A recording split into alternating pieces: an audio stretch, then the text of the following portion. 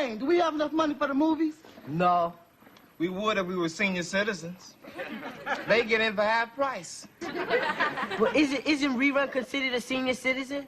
He's been a senior at school for 3 years. Watch it, Dwayne. Yeah, watch it, Dwayne. Besides, he's not a citizen of the senior class. Right. Just a permanent resident. Well, okay, 1 hot chocolate and 2 sodas. Yeah. Hey, Shirley. Don't you hey Shirley me, sucker. Hay is for horses. I'm sorry. What's for hippopotamuses? And what is you laughing at? Nothing. What you want anyway? This hot chocolate isn't hot. Well, you did not order a hot chocolate. You ordered a hot chocolate, and that's what you got. You mean if I really want hot cakes, I gotta order hot cakes? Now you got it, fool. Thanks for the lesson, fat girl.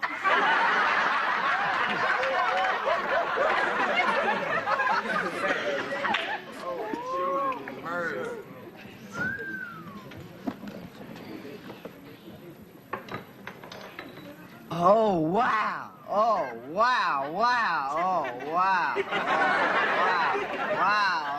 wow, wow. Who is that chick sitting with Diane?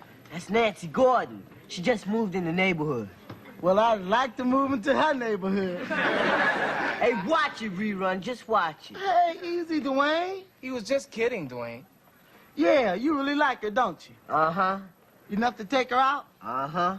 Then go over and ask her. Uh-uh. Do you know her, Raj? I don't know her, but I've seen her. She's in my chemistry class. She'll do great at chemistry. How do you know? She has all the elements. Hey, just watch it, Rerun. Watch it. Hey, Raj, why don't you go over there and drop Dwayne's name on her? Real cool and casually, like only you know how. Would you, Raj? Well, I don't know if I should, Dwayne. I mean, you gotta learn to do these things for yourself, you know. You're not a little kid anymore. I know, but just this once. This last time, please. All right. Raj, Yeah. don't tell her I'm shy. I mean, don't tell her that you're talking to her for me. Just start talking, and like Rerun said, mention me. Got it? Just be cool. Right. Start off by not even talking about me at all. Just be cool. Right. Like say, hi, my name is Roger Thomas. Got it? Got it.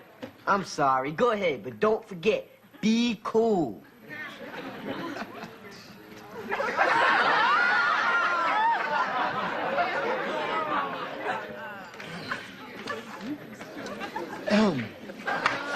Allow me to introduce myself. Hi, Roger.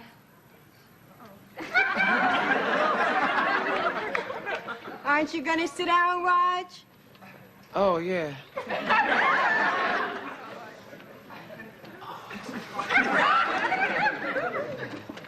Did you see that move? Yeah. You're practically home, buddy. Well, how did you happen to know my name? I asked. Smart. Well, what can we do for you, Raj? Oh, nothing. I just realized Nancy was a new girl at school, and I thought I'd come over and tell her about some of the nice guys around, like, why did you ask what my name was? Well, I noticed you in class and you seem like a cool kind of guy, so you are cool, aren't you? Cool. You got change for an ice cube? Did you see that? You're looking better every minute, Dwayne. Am I really doing good? Fantastic. You know, he's gonna be a really big writer someday. Oh, is that right? Well, yes. I don't know at this point whether I should pursue screenwriting or playwriting. I also dabble in a bit of poetry, too. Oh, dabble for me. Ooh. I can't right now. I gotta get back to my friends. There it is. He's pointing you out. The time was right. You think so? I know so.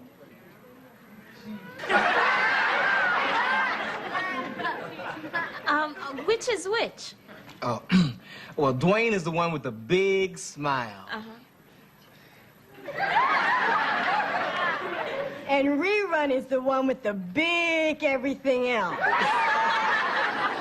Right. Well, I guess I better be going now. Oh, well, wait a minute. I just had a super idea. Why don't you drop by my house tonight and you can dabble one of your poems for me? Wow. I can't. I gotta be with my friends. Oh, but I'm your friend. What time?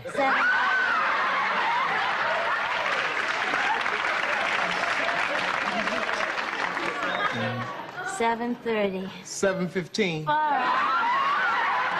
right. Far. Later, Diane. Smile. You're in, Dwayne. I hope he didn't overdo it. Don't worry. You can trust Raj. He knows how to handle it. Come on, buddy. Come on, be cool. Shh, be cool. How'd it go, Raj? Great. You didn't oversell me, did you? Huh? You didn't oversell me, did you? Oh, no, not at all. You held back a little, right? Oh, yeah, I held way back. You didn't make me sound silly or nothing. Or nothing. Great, I saw you point me out. Oh, did you? What'd you say? I said, that's Dwayne and Rerun. Well, you know, it wouldn't be cool to say that's Dwayne only. You are the coolest. Did she know which one of us was which? Of course. The one with the great smile was Dwayne. Great smile? Did she say that? Yeah, that's what she said. Oh, wow. And then what? Well, then I thought I better underplay it. You know, like you say, be cool, so I didn't seem too pushy. You did the right thing. I told you could count on Raj. Before, she didn't even know you. Now she knows you as the kid with the great smile. See? She's crazy about you. Yeah!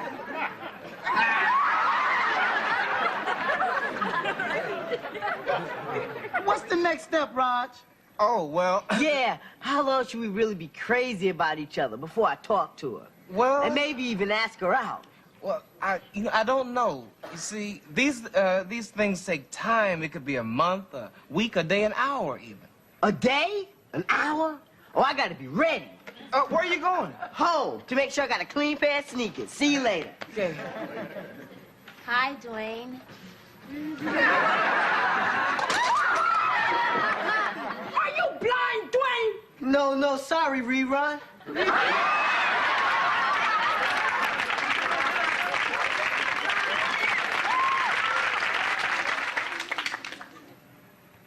Moonlight.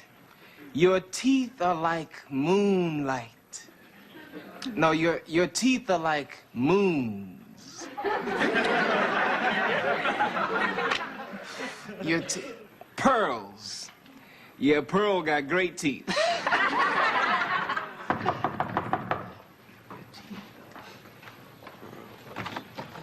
Hi, Raj. What you doing? Oh, nothing. Just a little homework. Where's Dwayne? Cloud 9. Oh, he's really in love, huh? Yeah, he's in bad shape. He sure is. In one shot, he lost his heart and his mind. And his best friend. What are you talking about? Well, do you know the story about Miles Standish? The musician? That's Miles Davis. Miles Standish was a pilgrim who fell in love with some chick named Priscilla, just like Dwayne. Dwayne's in love with Nancy and some pilgrim chick named Priscilla? No, Dwayne's just in love with Nancy. Well, who's in love with Priscilla? Miles Standish is in love with Priscilla, but he was too shy. Like Dwayne. Yeah. So he asked his best friend, John, to go over and fix things up between him and Priscilla. Like you. Right. So John went over and he talked to Priscilla. Like Nancy! That's it. So John and Priscilla fell in love, and poor little Miles Standish was left out all alone out in the cold. In his little white sneakers. Yeah. And his big dumb smile. You got it. And I'm not crazy about a bit of it. Me neither.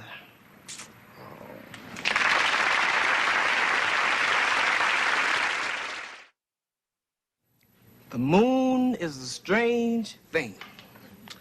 You only see it at night, but it's there in the daytime. It just stays out of sight. But you're not a strange thing, because day and night, whenever I see you, you're still out of sight. Dumb, dumb, dumb. Really dumb. What are you doing here? Listening to stupid poems. Well, get back upstairs and do your homework. The reason you can't see the moon here in the daytime is because when it's daytime here, it's nighttime in China. And the moon is over there.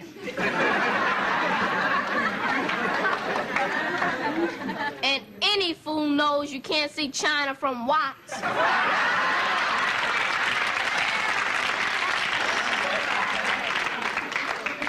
How would you like to see the stars from the palm of my hand?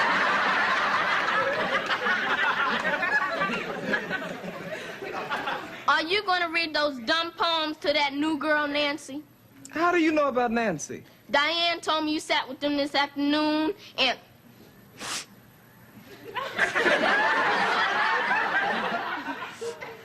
Uh-oh. What? Something's burning. Well, go look in the kitchen. It's not in the kitchen, it's in here.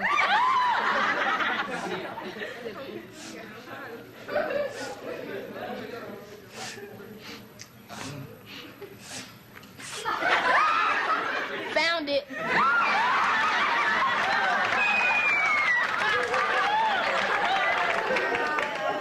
Will you get away from me? Roger, I'm telling you, you burning and I can smell it. And you gotta burn something. I don't have a burnt anything. What you smell is my new cologne, Hickory Chip. It has the scent of a warm, low fire and the aroma of autumn. Yeah? Let me smell it again. I don't care what you say. I think Mama burnt your underwear in the dryer.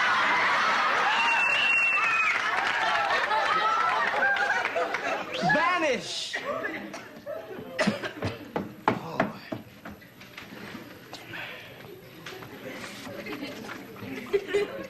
Friends, a boy can love his pop, a pig can love his slop. A man can love a woman to the end, but when all is said and done, there's no better love than one. It's the love between a buddy and his friend. Some friend. Hi, Raj. Oh, hi, Mama. What's the matter with you?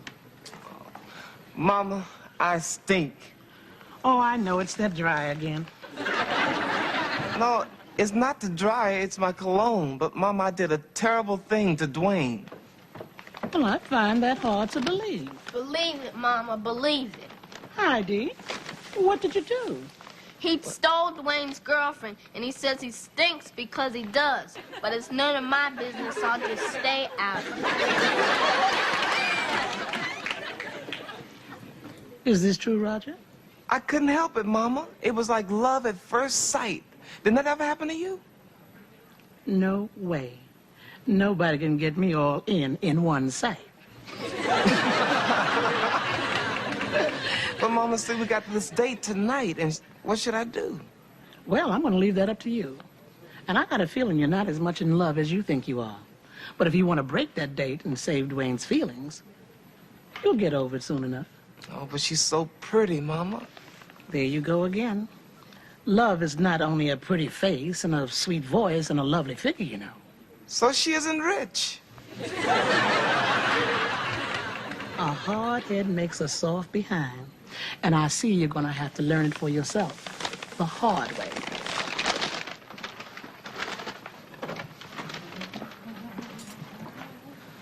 Well, what are you gonna do, Raj? You have got a big nose. That's how I know your underpants are burned.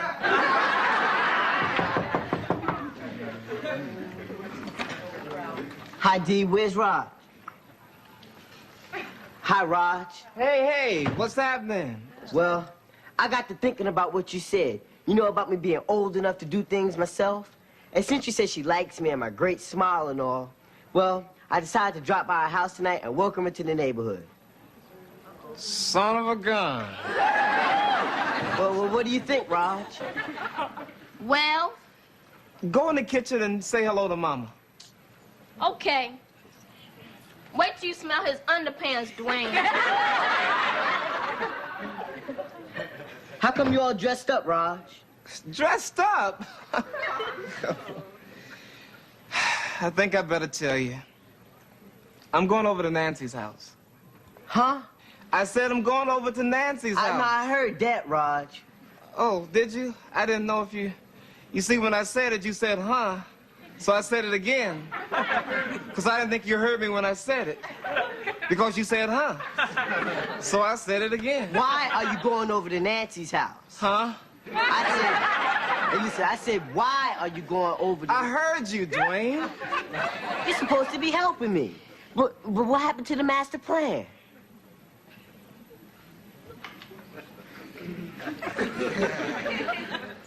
That is my master plan. See, you have to do these things step by step. I only mentioned you this afternoon, but tonight... Oh, right. So you were going over there to tell her more things about me. That's why you held back today. You said it. Roger, you're the best friend a guy could ever have. Nah. Yes, you are. What was that poem you once wrote about friends? A boy can love his pop. A pig can love his slop. Pop and slop. Oh, that's beautiful. That says it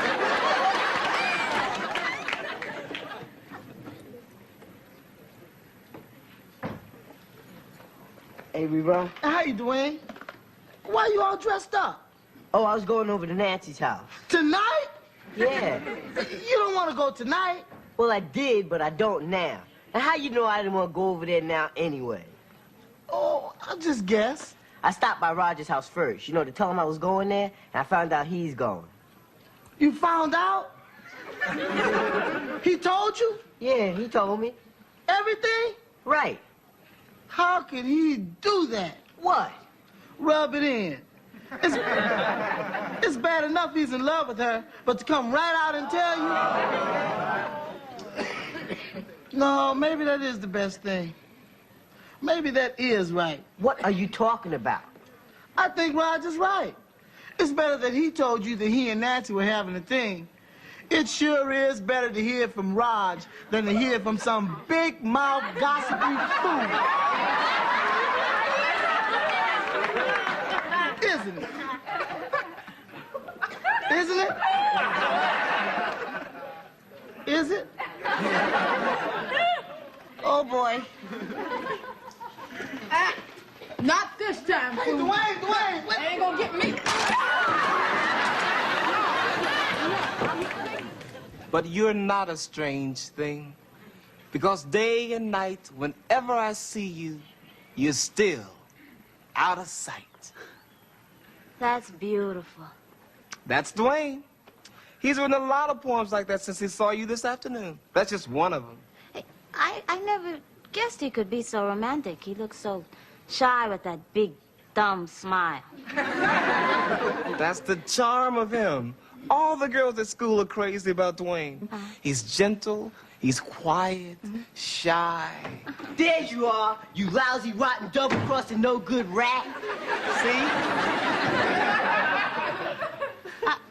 Is this your idea of sensitivity and warmth? Well, he's just a little bit... Wait. He comes busting into my house shooting off his big mouth. And all night you've been telling me what a cool and wonderful guy he is? Huh? You know, you really are a bummer. I mean, first you lead me on, and then you try to push me off on this big mouth nothing. Nothing? Nothing? Well, maybe you forgot about this. I'm gonna be sick. Get out of here. And I don't want to see either one of you again, ever. Well, that's all right with me. Me too. Thanks, Raj. It's all right, buddy. Come on, let's go.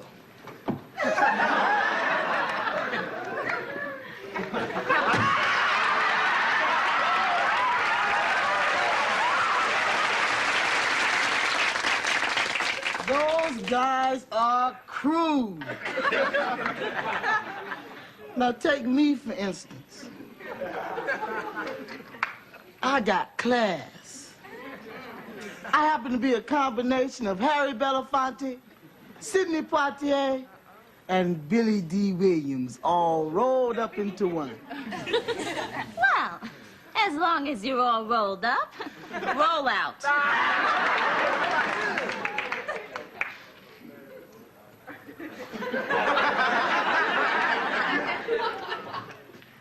Ciao.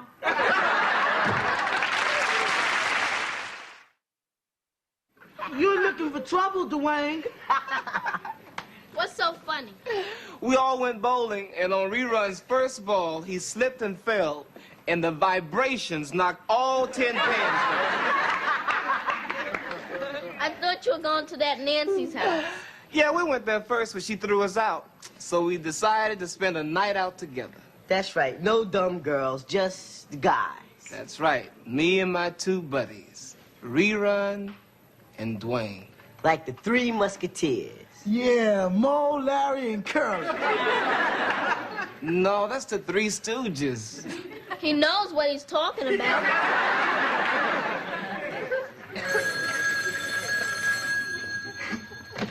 Hello? Yeah, it is the right house. Yeah, they're all here. I'll tell him. Okay. Who was it? It was Nancy. She felt bad and she wants to apologize to the cute one. I'll see y'all later. Wait a minute. She said cute, not shy. You guys are all wrong. I'm sure she meant me. I can tell by her look. Back off!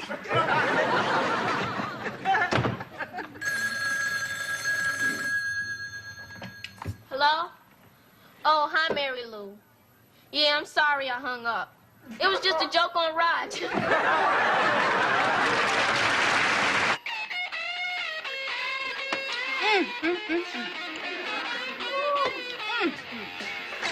Hey, Shirley, you seen Raj? No. Rerun, what are you doing here? I thought you always watched the cartoons on Saturday morning. I do. But Raj told us to meet him here. Oh, I wonder what Raj wants. Hey,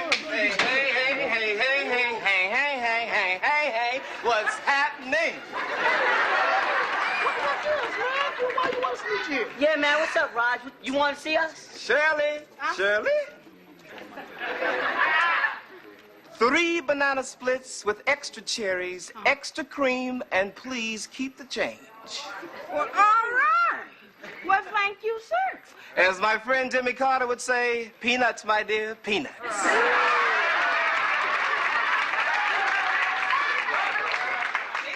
So what's up, Raj? I sold my first story. I'm a professional writer now. All right, get down, Raj. $35. Who'd you sell the story to? A magazine? Great. Time? Newsweek? No, this magazine's for younger people. Playboy, Penthouse? No. Little Miss Muffet. Right, Little Miss Muffet. I used to read that when I was 9. I still do. Oh, what kind of story did you write, Raj? Oh, it's called Mr. Beaver Builds a Dam and Saves the Town of Gumdrop Falls. Wow. What's it about?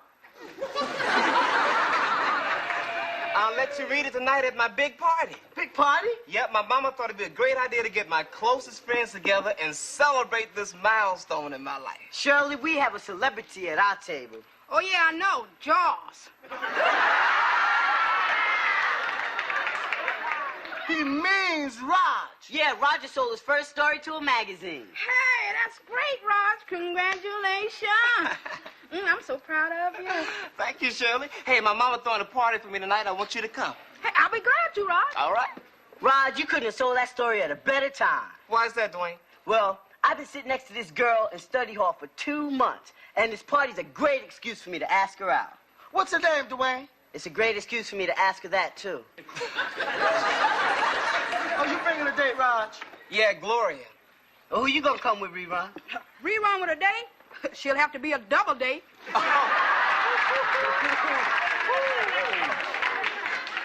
For your information, I already have a date for tonight. Really? Is it animal, vegetable, or mineral?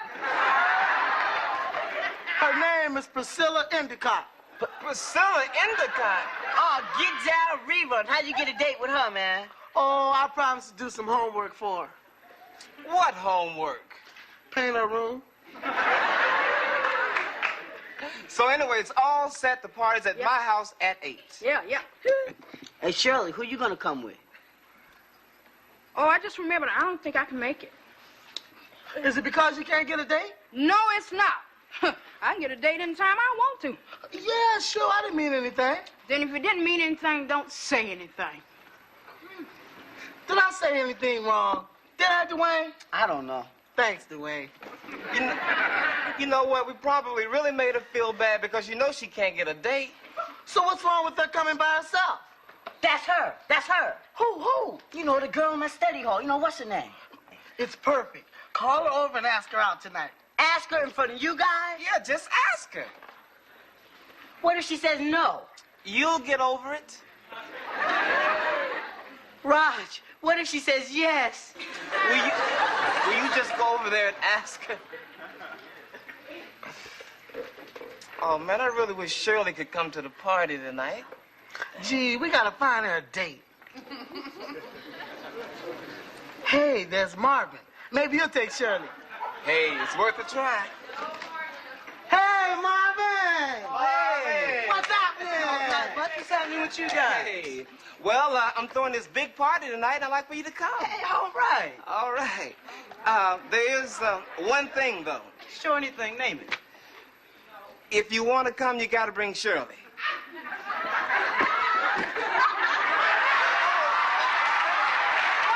Come here, Marvin! It's gonna be a great party, man. Shoot. I went out with his ugly sister last week.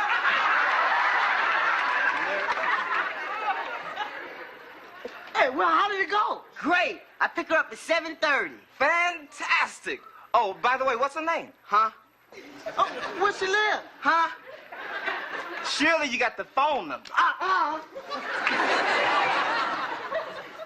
But there's gotta be somebody who would take Shirley to my party. Oh, there's your brother Dewey. Hey, Rerun, let's go. I'll be right there. He just got back in time this morning. Parole? I'm surprised at you, Raj. You're just like everybody else, always suspicious of him. It happens he was out of town on business. Hey, Rerun, you were supposed to meet me at noon. What time is it now? 10 after, man.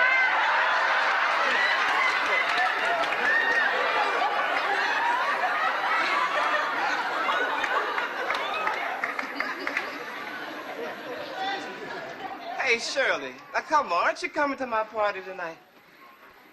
You know, I mean, everybody won't have a date. I'm just particular. You know, I don't go out with just any guy who's after my body.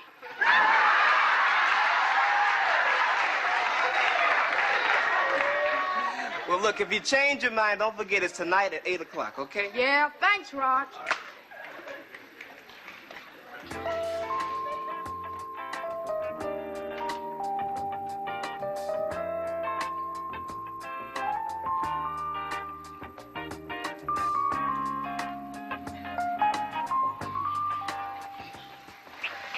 Now, let's see. That should be 3 bags of potato chips, 2 gallons of ice cream, 3 cans of punch, and a cake. Now, that should do it. Don't forget rerun. That's 7 bags of potato chips, 5 gallons of ice cream, 6 cans of punch, and 2 cakes. Hi, Mama. How you doing, D? Oh, how is my famous writer? Just fine, Mama. Oh, Roger. Oh, this is the proudest moment of my life. Oh, you were born with a special gift. Oh, my baby. Mama, Yeah, baby. my arms are getting numb.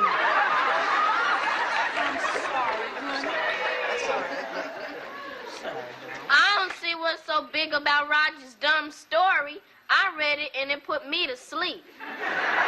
Honey, it's supposed to put you to sleep. It's a bedtime story. But I read it at 3 o'clock in the afternoon. Then why did you read it? Because you wrote it. Oh, that's nice. Wow, thank you, D. Well, I'd do anything for a brother. And a quarter. Oh, honey, she's just teasing you. Now, did you ask any of the friends to come to the party tonight? Yeah, I asked Shirley, but she won't come because she can't get a date. Well, can't you find a date for her? Impossible. All the guys I know her. Shirley might come. She might. Boy, who on earth do I know would take Shirley out? The only way you could get somebody to take Shirley out is to pay him.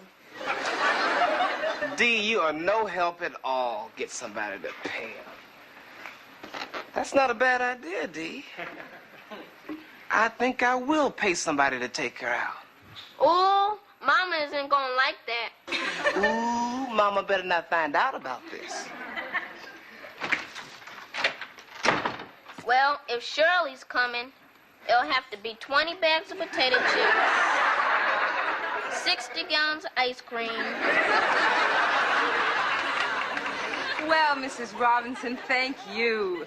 I'm so proud you were pleased with your escort. I must say the young man found you quite delightful, too. He wasn't the least bit uncomfortable with the age difference. Yes, he found them in the car. Now, will you be coming to pick them up, or shall we send your dentures to you? Fine. They'll be in the morning mail. Watch your fingers. Bye.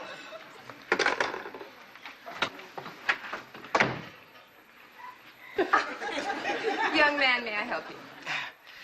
Yes, I want a handsome escort. I beg your pardon.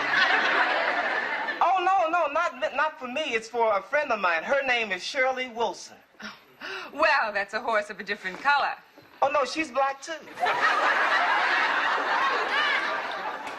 All right, so what do you want me to do? Well, take this friend of mine to Roger's party tonight. Oh, yeah? Which friend? Shirley, it's just a little favor. The waitress? All right, so it's a big favor. All right, what's in it for me? I'll tell my friends what a great guy you are. Who cares? I'll tell the family what a great brother you are. So what? I'll tell the cops I haven't seen you. You got it, man.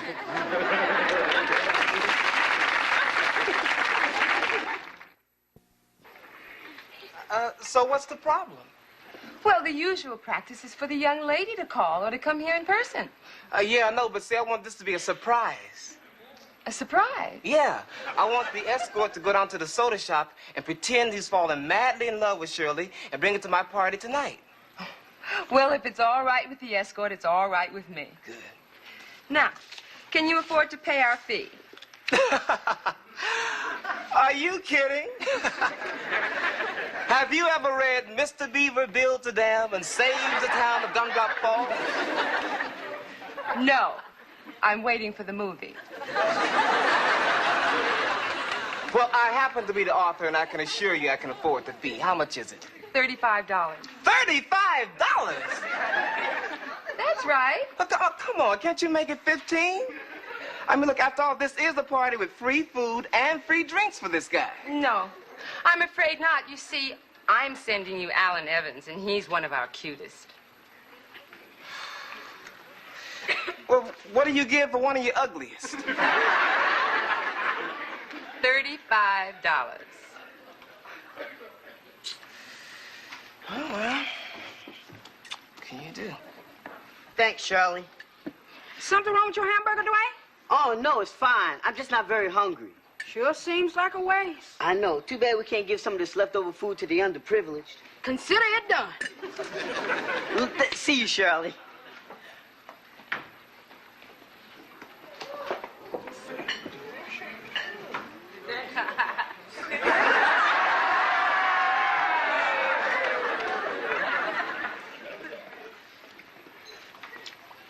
Yes? Well, hello there. Is anyone sitting here?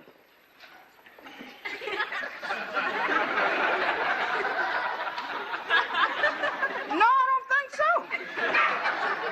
Well, thank you. I'll just move these dirty dishes out the way here. Yes. What are you looking at? I'm sorry. I was just kind of looking at your face.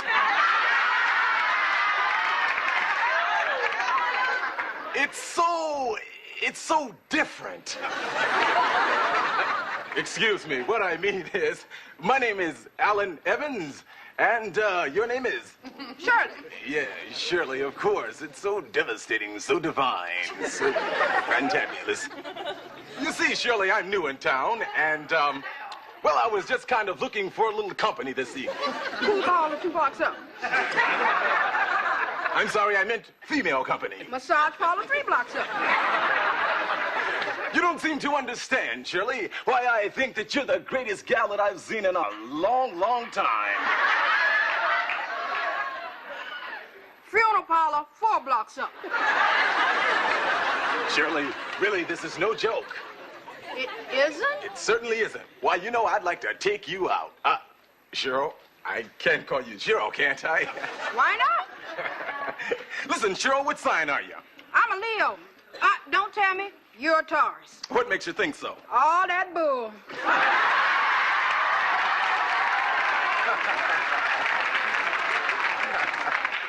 No, Cheryl, unfortunately, I'm a Sagittarius.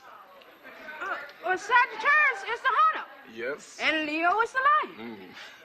And will the hunter try and capture this lion? In his den. Oh, Lord. I'm sorry. I'm sorry. Oh, That's quite all right, Cheryl. That's quite all right. I'll just run right over to the men's room and clean it right up. Don't go away, Cheryl. Don't you go away. I'm not moving, Al.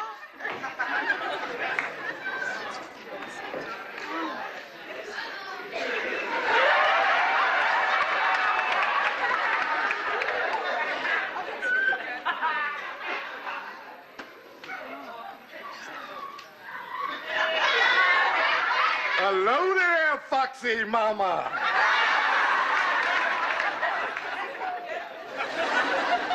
Hey, this is your lucky day. Dynamite Dewey's gonna take you out. Huh? Let's sit down and get to know each other. This table's taken. Let's sit over there at that table. Shirley, pick up. Don't move.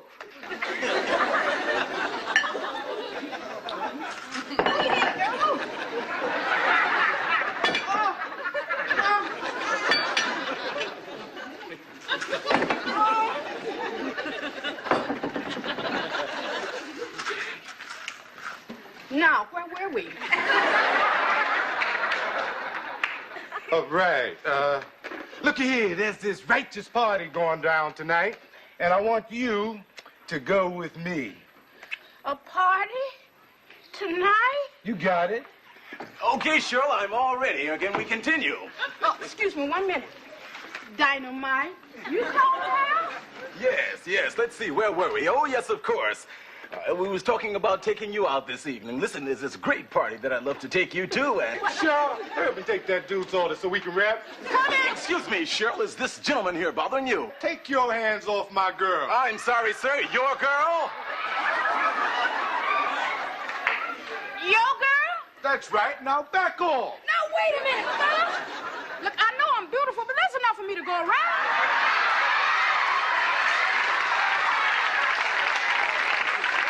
Well, maybe we ought to settle this outside. Yes, maybe we should, and quickly, because I have a party to go to tonight.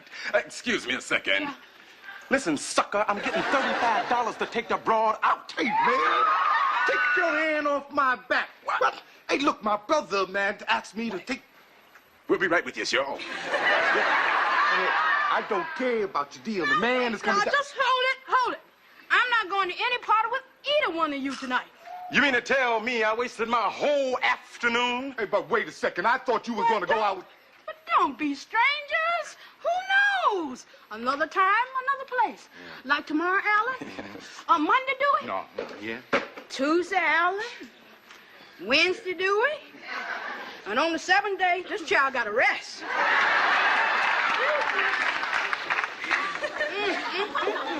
All right. Hey, now. Hey,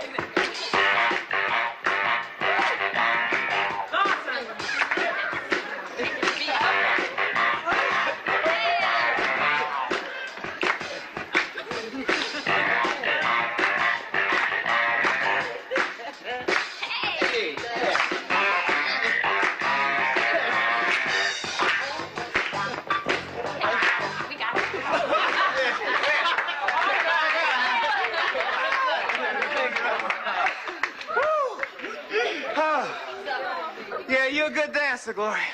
Thank you, Raj. I'm really at my best when I'm with somebody who can really do it. How'd you like Roger's dancing? Oh, it's great for the carpet. His feet never touch it. Miss Thomas, do you think I can help you? Oh, yes, honey. Thank you. So I'm not Fred Astaire. You're not even Fred Flintstone. What's happening? Leroy. Everybody, this is Priscilla. Aren't you pretty? Thank you. I think you better grab a bite to eat before it's all gone. Oh, there'll be plenty of food. Shirley's not coming. Shirley's not coming? Oh, I guess not, Mama. It's her own fault, too. My brother Dewey did me a favor and asked her out, and she turned him down. What? Rerun. That's a nice thing you did. Well, it didn't do any good. No? At least it didn't cost you anything.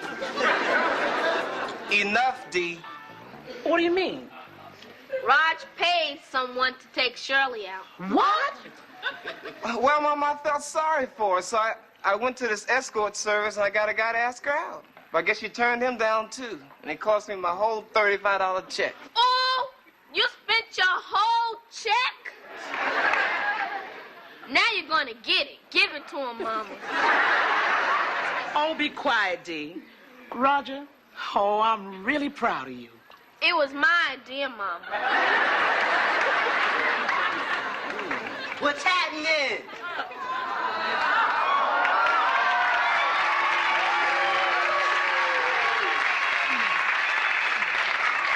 Well, hello, Dwayne.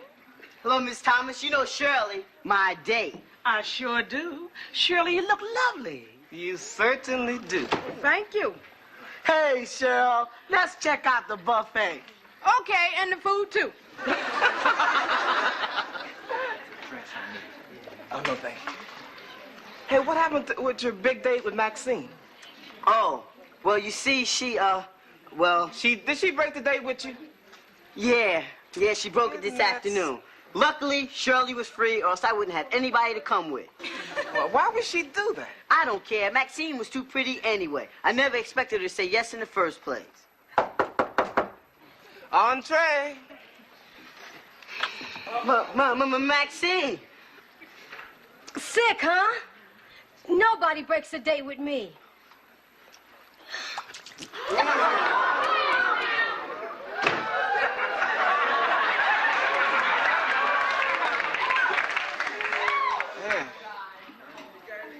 You all wet. So you broke the date with her so you could bring Shirley here tonight? Yeah. Here, Dwayne, I think you might need this. Thank you, Miss Thomas. You know, you three are about the nicest young men in the world. This is true. Hey, Dwayne, you're my date. Aren't you gonna dance with me? Sure, Shirley. Excuse me, I'm gonna dance with my date. Yeah. Come on, D. Come on, D.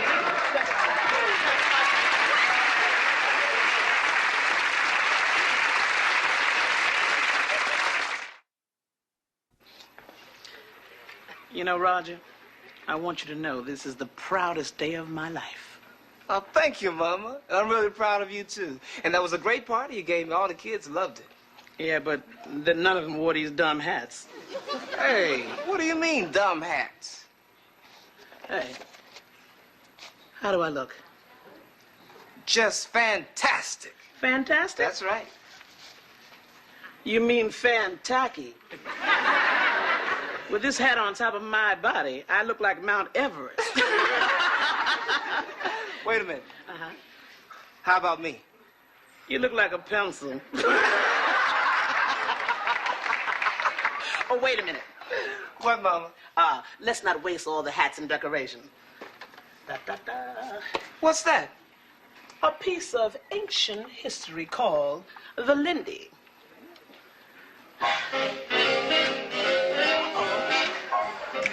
May I have this dance, Mr. Thomas? Certainly, Mrs. Thomas.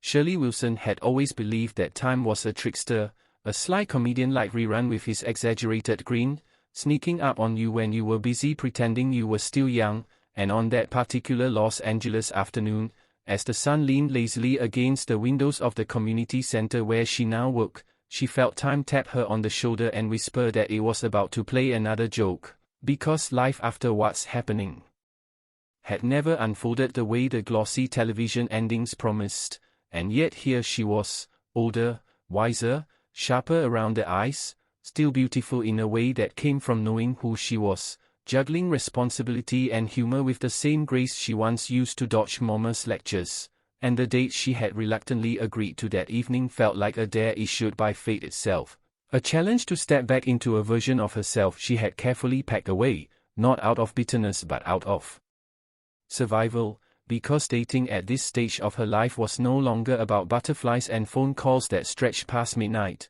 it was about trust, compromise, and the quiet fear of being disappointed by hope again, and as Shirley adjusted her jacket and glanced at the handwritten note on her desk reminding her to leave early, she could almost hear the echoes of her younger voice, sarcastic and skeptical, warning her not to expect too much, while another softer voice, older and braver, insisted that expecting nothing at all was a different kind of loneliness, and it was in that internal argument that the memory of Dwayne, Rerun, and Roch drifted back like familiar music, because even now, decades later, the rhythm of her life was measured against those early friendships, the laughter, the chaos, the feeling that the future was wide open, and Shirley smiled to herself as she locked up the office, wondering what those boys would say if they knew she was nervous about a date like a teenager again, imagining Rerun's dramatic gasp, Dwayne's smooth commentary, Roger's earnest concern,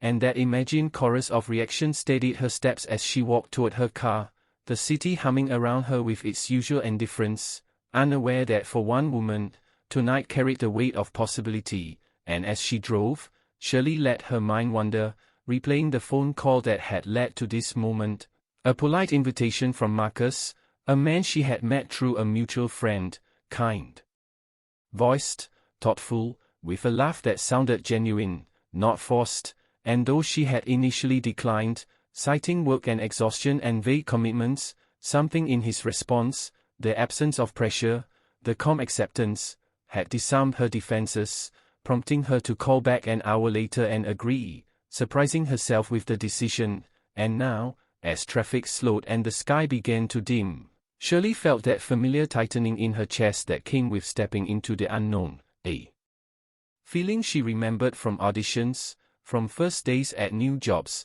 from moments when life asked her to trust it again, and she breathed through it, reminding herself that she was no longer the girl who waited for validation from others. She was a woman who had built a life, survived losses, celebrated victories no one ever put on screen, and if this date went nowhere, she would still be whole, still complete. Yet even with that reassurance, she couldn't deny the small spark of excitement flickering beneath her composure, the curiosity about who Marcus really was beyond polite conversations and shared acquaintances, and when she arrived home to change, The mirror reflected not just her face but the years etched into it, the laughter lines, the seriousness earned through experience, and Shirley studied herself with an honesty she hadn't always allowed, acknowledging the beauty that had nothing to do with age, choosing an outfit that felt like her, neither trying to reclaim youth, nor surrendering to invisibility, and as she fastened her necklace, her phone buzzed with a message, a simple, looking forward to tonight, and she smiled, typing back a brief reply, resisting the urge to overthink punctuation and tone, because this was not a performance, it was an encounter, and when she stepped back outside, locking her door behind her, Shirley felt a subtle shift inside, as if by agreeing to this date she had already reclaimed something important, a willingness to be seen again, to risk connection, and the restaurant Marcus had chosen was modest, warm, the kind of place that valued conversation over spectacle, and when she arrived and spotted him waiting, standing as she approached with an ease that immediately put her at comfort, Shirley noted the absence of the usual dating theatrics, no exaggerated charm, no practiced lines, just a genuine smile and eyes that met hers without scanning the room, and as they exchanged greetings and settled into their seats, the conversation unfolded naturally,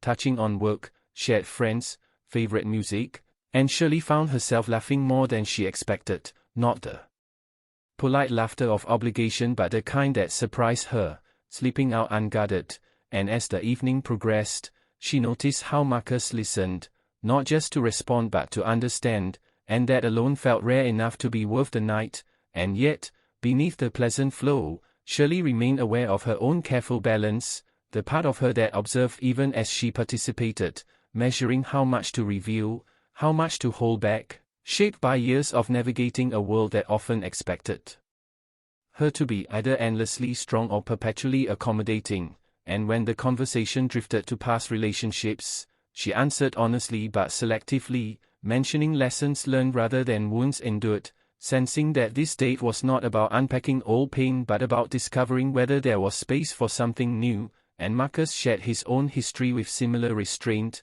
acknowledging mistakes without glorifying them, and Shirley appreciated that maturity, that sense that they were both here not to impress but to connect, and somewhere between the appetizer and the main course, she felt the weight of expectation lighten, replaced by a simple enjoyment of the moment, the awareness that whatever happened next, this evening had already given her something valuable, a reminder that she was still capable of curiosity, of openness, of laughter that came easily, and as the night drew on, Shirley caught herself imagining what her younger self would think if she could see her now, sitting across from a man who respected her space, who seemed genuinely interested in her thoughts, and she smiled at their imagined dialogue, recognizing how much she had grown, how much she had protected herself, and how tonight represented not a surrender of that protection but a conscious choice to lower it just enough, and when Marcus suggested dessert, she agreed without hesitation, surprising herself again, because she realized that she wanted the evening to last a little longer, not out of obligation but out of interest, and as they shared a slice of cake and stories grew more personal, Shirley felt the subtle thrill of being understood, not perfectly, not completely, but sincerely, and in that sincerity lay the true promise of the night, not romance guaranteed, not a fairy tale ending, but the possibility of something real, and as they finally stepped outside into the cool night air, the city quieter now, Marcus walked her to her car, and there was a pause, not awkward, not forced, just a moment of mutual assessment, and when he asked if he could see her again, Shirley didn't rush her answer, feeling the importance of responding from truth rather than fear, and she said yes, softly but firmly, because regardless of where this path might lead, she wanted to follow it a little further, and as she drove home,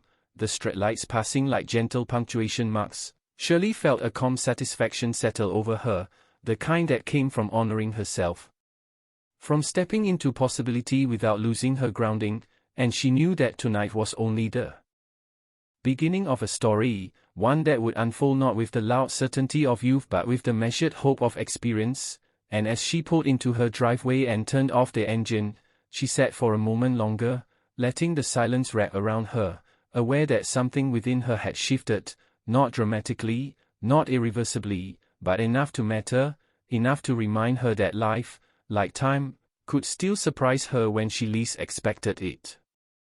The morning after the date arrived without ceremony, sunlight slipping through the curtains with the same indifference it always had, yet Shirley woke with a subtle alertness humming beneath her calm, the kind that lingered when something unfinished hovered in the air, not demanding attention but quietly insisting on being acknowledged, and as she lay there for a few seconds longer than usual, she replayed fragments of the previous night. Marcus's steady voice, the way he paused before answering certain questions as if choosing honesty over convenience, the warmth of shared laughter that hadn't felt borrowed or nostalgic but firmly rooted in the present, and Shirley noticed that instead of dissecting every detail the way she once might have, she simply allowed the memories to sit beside her, neither inflating them into promises nor shrinking them into insignificance, because age had taught her that moments could be meaningful without being prophetic, and that realization alone felt like progress. And when she finally rose and went about her routine, making coffee, skimming the news, mentally preparing for the responsibilities of the day, she found herself smiling unexpectedly, not because she was anticipating a fairy tale but because she felt aligned with herself, comfortable in the knowledge that she had shown up honestly, without performance, without armor, and that honesty lingered with her as she drove to work, Los Angeles already bustling, each person absorbed in their own narrative, unaware that for Shirley, the city felt slightly altered, as if the streets had tilted just enough to remind her that life was still capable of offering detours, and at the community center, her co-workers noticed her lighter mood, the ease with which she handled small crises, the patience she extended to everyone who crossed her path, and when one of them casually asked if she'd had a good night, Shirley answered yes without elaboration, because this was something she wanted to keep unexamined for a while, not hidden but protected, allowed to breathe before being defined by others' expectations, and yet, despite her intention to focus on the present, the past found ways to weave itself into her thoughts, because during lunch, as she sat alone with her salad, her phone buzzed with a familiar name she hadn't seen pop up in years, Dwayne Wayne, and the sight of it startled her enough to make her laugh out loud, drawing curious glances from nearby tables, and as she answered, his voice came through with the same confident cadence, slightly mellowed by time but unmistakably Dwayne, launching into a playful monologue about how he'd heard through the grapevine that Shirley Wilson had gone on a date, and Shirley rolled her eyes even as she smiled, because some things never changed, the way information traveled among old friends as if carried by some invisible network of shared history, and she teased him for being dramatic, reminding him that she was allowed to live a private life, to which he responded by pretending to be wounded, insisting that as her oldest friend he had a right to know everything, and their banter flowed easily, slipping back into rhythms established decades ago, and as they talked, Shirley realized how grounding it felt to connect with someone who knew her not just as she was now but as she had been, who remembered her ambitions, her stubbornness, her humor before life had complicated it, and when Dwayne asked, with uncharacteristic sincerity, whether she was happy, Shirley paused, considering the weight of the question, and answered truthfully that she was content, that she was open, and that felt like enough for now, and Dwayne accepted that answer without pushing, offering a rare moment of quiet support, and when they hung up, Shirley felt the resonance of that conversation linger, reminding her that stepping into something new didn't mean abandoning what had shaped her, and later that afternoon, Marcus texted, a simple message asking how her day was going, no pressure, no implied expectation, and Shirley appreciated the restraint, replying in kind, allowing the conversation to unfold slowly, organically, because she had learned that immediacy wasn't always intimacy, and as the exchange continued, light and thoughtful, she noticed how different this felt from the anxious back and forth of younger dating experiences. There was no urgency to impress, no fear of saying the wrong thing, just two people sharing space through words, and that sense of ease stayed with her as she left work and drove home, where the quiet of her apartment welcomed her like an old friend, and as she changed into comfortable clothes and prepared dinner, Shirley found herself reflecting on the idea of dating at this stage of life, how society often framed it as either desperate or inspirational, rarely allowing it to simply be normal, and she bristled at that binary, because her experience felt neither tragic nor triumphant. It felt human, complex, grounded in lived experience, and as she ate alone, savoring the familiar comfort of her routine, she acknowledged the small fear that still lingered beneath her calm, the awareness that opening oneself to connection always carried the risk of loss, but she also recognized that avoiding that risk entirely was its own kind of loss, and that understanding had taken her years to arrive at, shaped by disappointments, by resilience, by moments when she had chosen self-preservation over vulnerability, and none of those choices had been wrong, they had simply been necessary at the time, and now, perhaps, a different choice was possible, and as evening settled in, Shirley received another call, this time from Riran, whose exuberance burst through the speaker before she could even say hello, demanding details with theatrical flair, and Shirley laughed, indulging him just enough to satisfy his curiosity without giving away too much, because Riran had always been a mirror of joy, amplifying whatever emotion was present, and she cherished that about him. Even as she maintained boundaries, and when he declared that he approved of any man who could make Shirley smile, she felt a warmth spread through her chest, grateful for friendships that endured despite time and distance, and after the call ended, she sat quietly for a while, letting the day settle, recognizing how full it had been without being overwhelming, and as she prepared for bed, Marcus's earlier question echoed in her mind, how her day had been, and she realized that answering it had required her to check in with herself in a way she hadn't done consciously in a long time, to assess not just her schedule but her state of being, and that awareness felt like a gift, and lying in bed, she allowed her thoughts to drift, imagining the possibility of a second date, not as a guarantee but as an invitation, and she considered what she wanted now, not in abstract terms but in concrete ones, respect, curiosity, companionship that honored independence, laughter that didn't dismiss seriousness, and as sleep approached, Shirley felt a quiet gratitude for the way her life had unfolded, imperfect, unpredictable, yet rich with meaning, and she recognized that whatever came next with Marcus, whether it blossomed into something lasting or gently faded, she had already reclaimed a part of herself that mattered, the willingness to be present, to engage without armor, and that realization settled into her like a promise she made not to another person but to herself, a promise to remain open, attentive, and grounded, and as the city outside continued its restless rhythm, Shirley drifted into sleep with a sense of calm anticipation, not for a specific outcome but for the unfolding of her own life, confident that she could meet whatever came next with the same balance she had cultivated over years of living fully, imperfectly, and honestly. By the time the second date became a reality rather than a possibility, Shirley had already learned something important about herself, not from Marcus or from her friends or even from the quiet moments she spent alone replaying conversations, but from the way her body reacted when his name appeared on her phone again a few days later, because there was no rush of anxiety, no tightening in her shoulders, no internal debate about whether to respond immediately or wait an appropriate amount of time.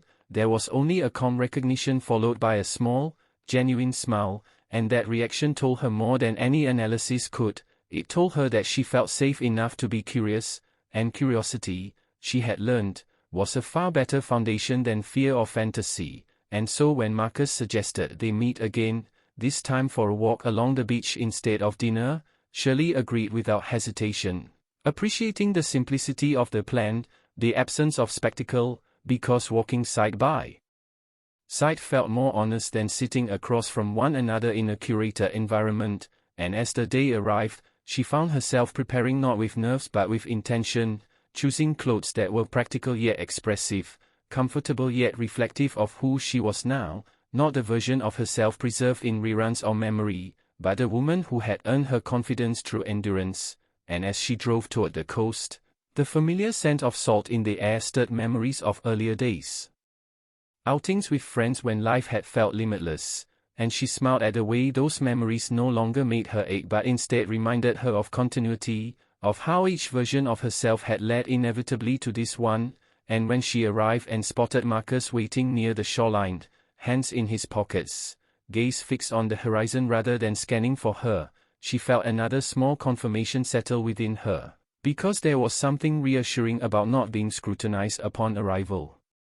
About being allowed to enter the moment naturally, and as they greeted each other and began to walk, the rhythm of their steps quickly aligned, neither rushing nor lagging, and the conversation flowed with the same ease as before, but with a subtle shift, a deeper undercurrent, because first dates were about discovery, second dates were about discernment, and Shirley was acutely aware of that difference, attentive not just to what Marcus said but to how he said it, how he reacted to her observations, how comfortable he seemed with pauses, with silence, with the space between words, and she found that she appreciated his willingness to let moments breathe, because so much of her life had been spent filling space, managing energy, ensuring harmony, and walking beside someone who didn't demand constant performance felt like a quiet luxury, and as they talked about their childhoods, their paths diverging and converging in unexpected ways, Shirley shared stories she hadn't told many people, not because they were dramatic but because they were formative, moments when she had chosen responsibility over recklessness, growth over ease, and Marcus listened without interruption, occasionally asking questions that revealed genuine interest rather than curiosity for its own sake, and Shirley felt herself relax further, noticing how the sound of the waves punctuated their conversation, offering a natural cadence that mirrored the ebb and flow of their exchange, and at one point, as they paused to watch a group of children chasing one another near the water's edge, Marcus commented on how quickly time seemed to move, and Shirley laughed softly, agreeing, but then added that she no longer felt chased by it the way she once had, explaining that there was a period in her life when she measured success by milestones, by what she should have accomplished by a certain age, and how liberating it had been to release that timeline, to redefine fulfillment on her own terms.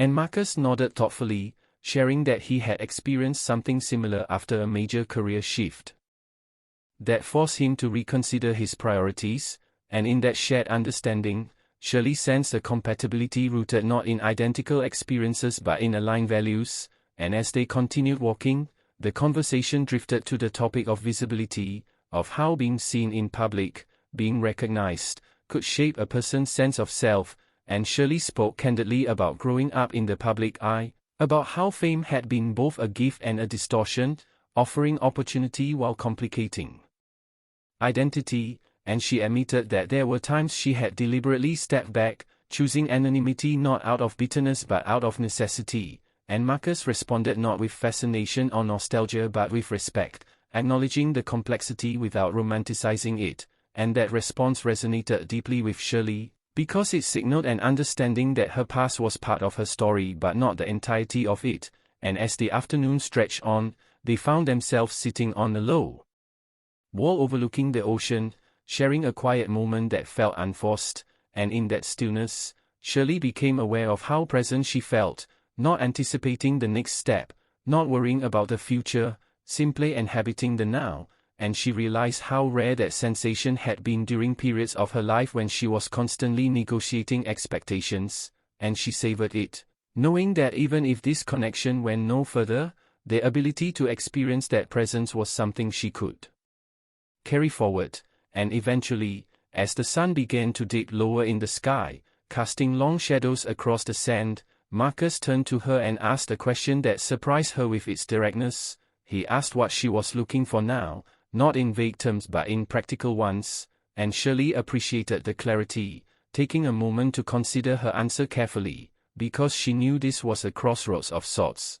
a moment when honesty mattered more than diplomacy, and she told him that she wasn't looking to fill a void or to prove anything to herself or anyone else, that she had a full life, meaningful work, strong friendships, and what she hoped for was companionship that complemented that fullness rather than competing with it, someone who valued independence and intimacy equally, who could share joy and navigate difficulty without turning either into a spectacle, and Marcus listened, then shared that he sought something similar, acknowledging that at this stage of life, he valued consistency over intensity, depth over drama, and Shirley felt a quiet alignment settle between them, not a spark that demanded fireworks but a steady warmth that invited trust, and as they stood to leave, there was an ease to their movement, a sense that nothing had been rushed or forced, and when they parted ways, agreeing to see each other again soon, there was no awkward hesitation,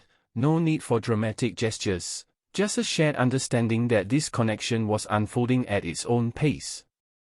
And as Shirley drove home, she reflected on how different this felt from earlier chapters of her life, when romance had often been entangled with expectation, with the desire to be chosen or validated, and she recognized that now, the choice felt mutual, grounded in clarity rather than longing, and that recognition filled her with a quiet confidence, and later that evening, as she spoke with Roch on the phone, recounting the day in broad strokes, she appreciated his thoughtful questions, his gentle teasing, the way their friendship had evolved into something deeply supportive, and when he remarked that she sounded happy, not excited or anxious but genuinely content, Shirley paused, recognizing the truth in his observation, and she thanked him for noticing, because being seen accurately felt like its own form of intimacy, and as the night wore on and she prepared for bed, Shirley took a moment to journal, a habit she had maintained sporadically over the years but returned to during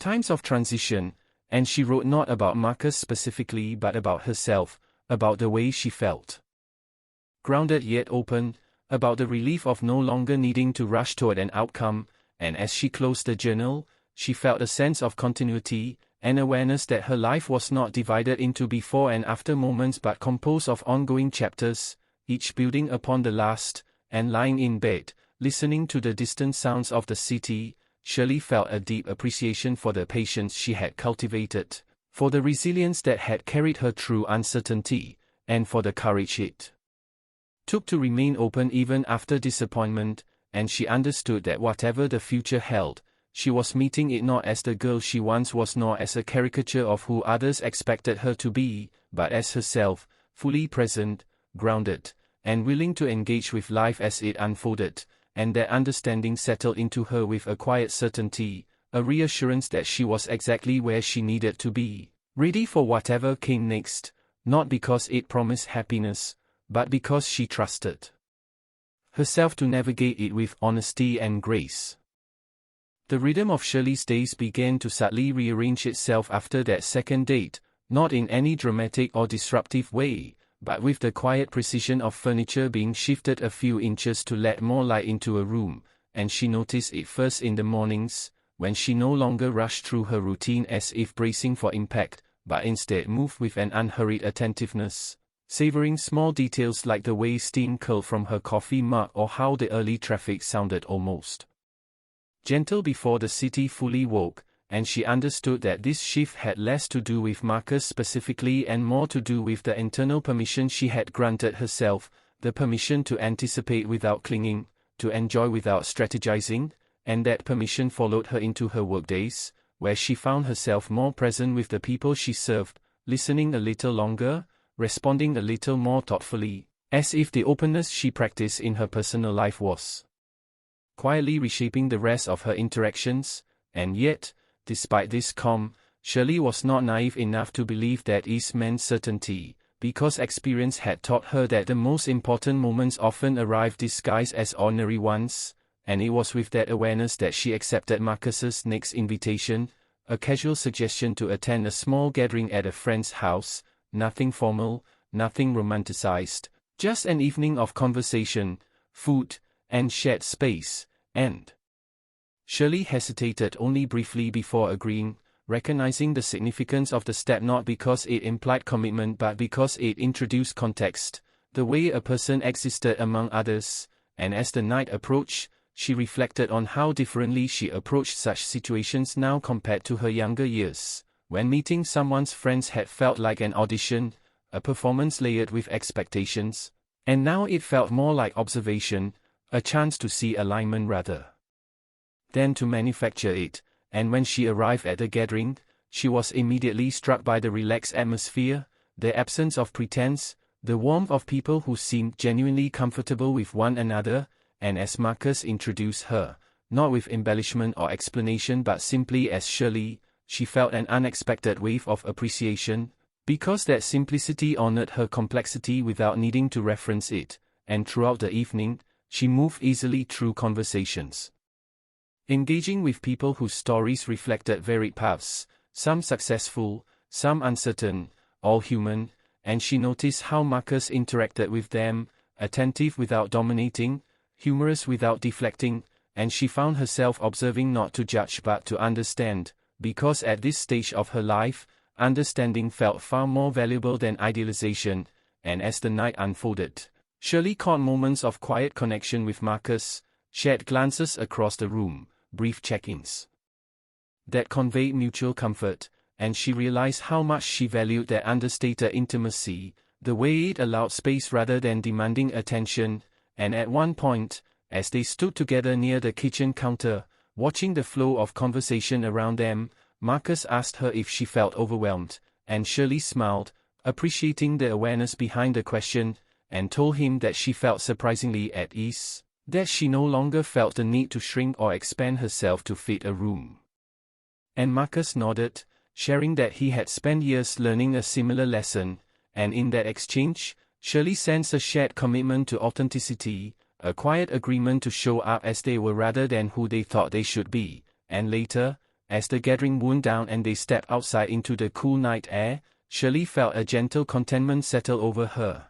Not the rush of excitement that begged for validation but a steady reassurance that she was exactly where she wanted to be in that moment, and as Marcus walked her to her car, they spoke briefly about the evening, about how refreshing it felt to be in a space without pressure, and Shirley found herself agreeing wholeheartedly, and when Marcus suggested they plan something together soon, perhaps a visit to a museum or a long drive with no destination, Shirley felt no need to analyze the proposal, responding with an easy yes, because she trusted the process unfolding between them, and as she drove home, the city lights reflecting softly against her windshield, she thought about how differently she now defined success in relationships, no longer by intensity or exclusivity but by clarity and mutual respect, and that realization felt like a culmination of years of learning, of unlearning, of choosing herself again and again, and yet, even as she settled into this sense of alignment,